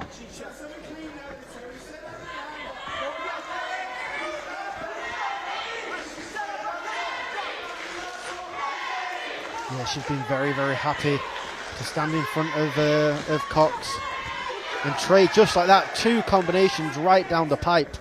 Those were very clean shots. If there was anything that needed to solidify her win, I think those two shots probably did it in this round. And we're coming to the last final minute of the final round here. Another clean left hook, but Cox did offer some response there. Did offer a reply in the form of two shots down the middle as well.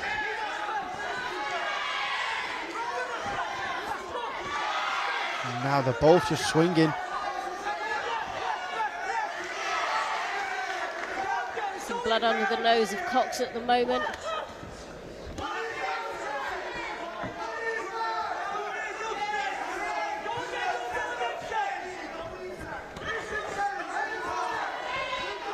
Almost down to the last 10 seconds of the round. Let's see how they end the last 10 seconds of the round. No doubt they're both going to go at it. Terri Hatton Stewart with a clinic over the course of 3 rounds. Didn't let the height differential and reach differential put her off whatsoever. Stayed in front of her. She stayed there, she stayed in the pocket, she got out when she needed to. I think she definitely won that contest. And we'll chuck it to MC Craig Dunham to make this official.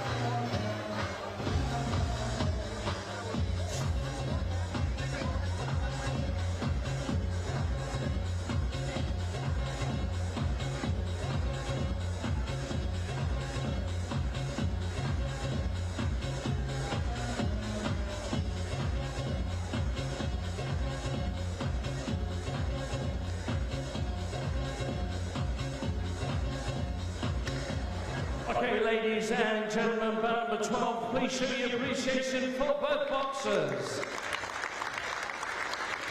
So, ladies and gentlemen, after 3 rounds of boxing, we go to the scorecards where your officials at ringside score a unanimous decision victory, all in favour of your winner, and new female under 63 kilo national amateur champion, boxing out of the red corner.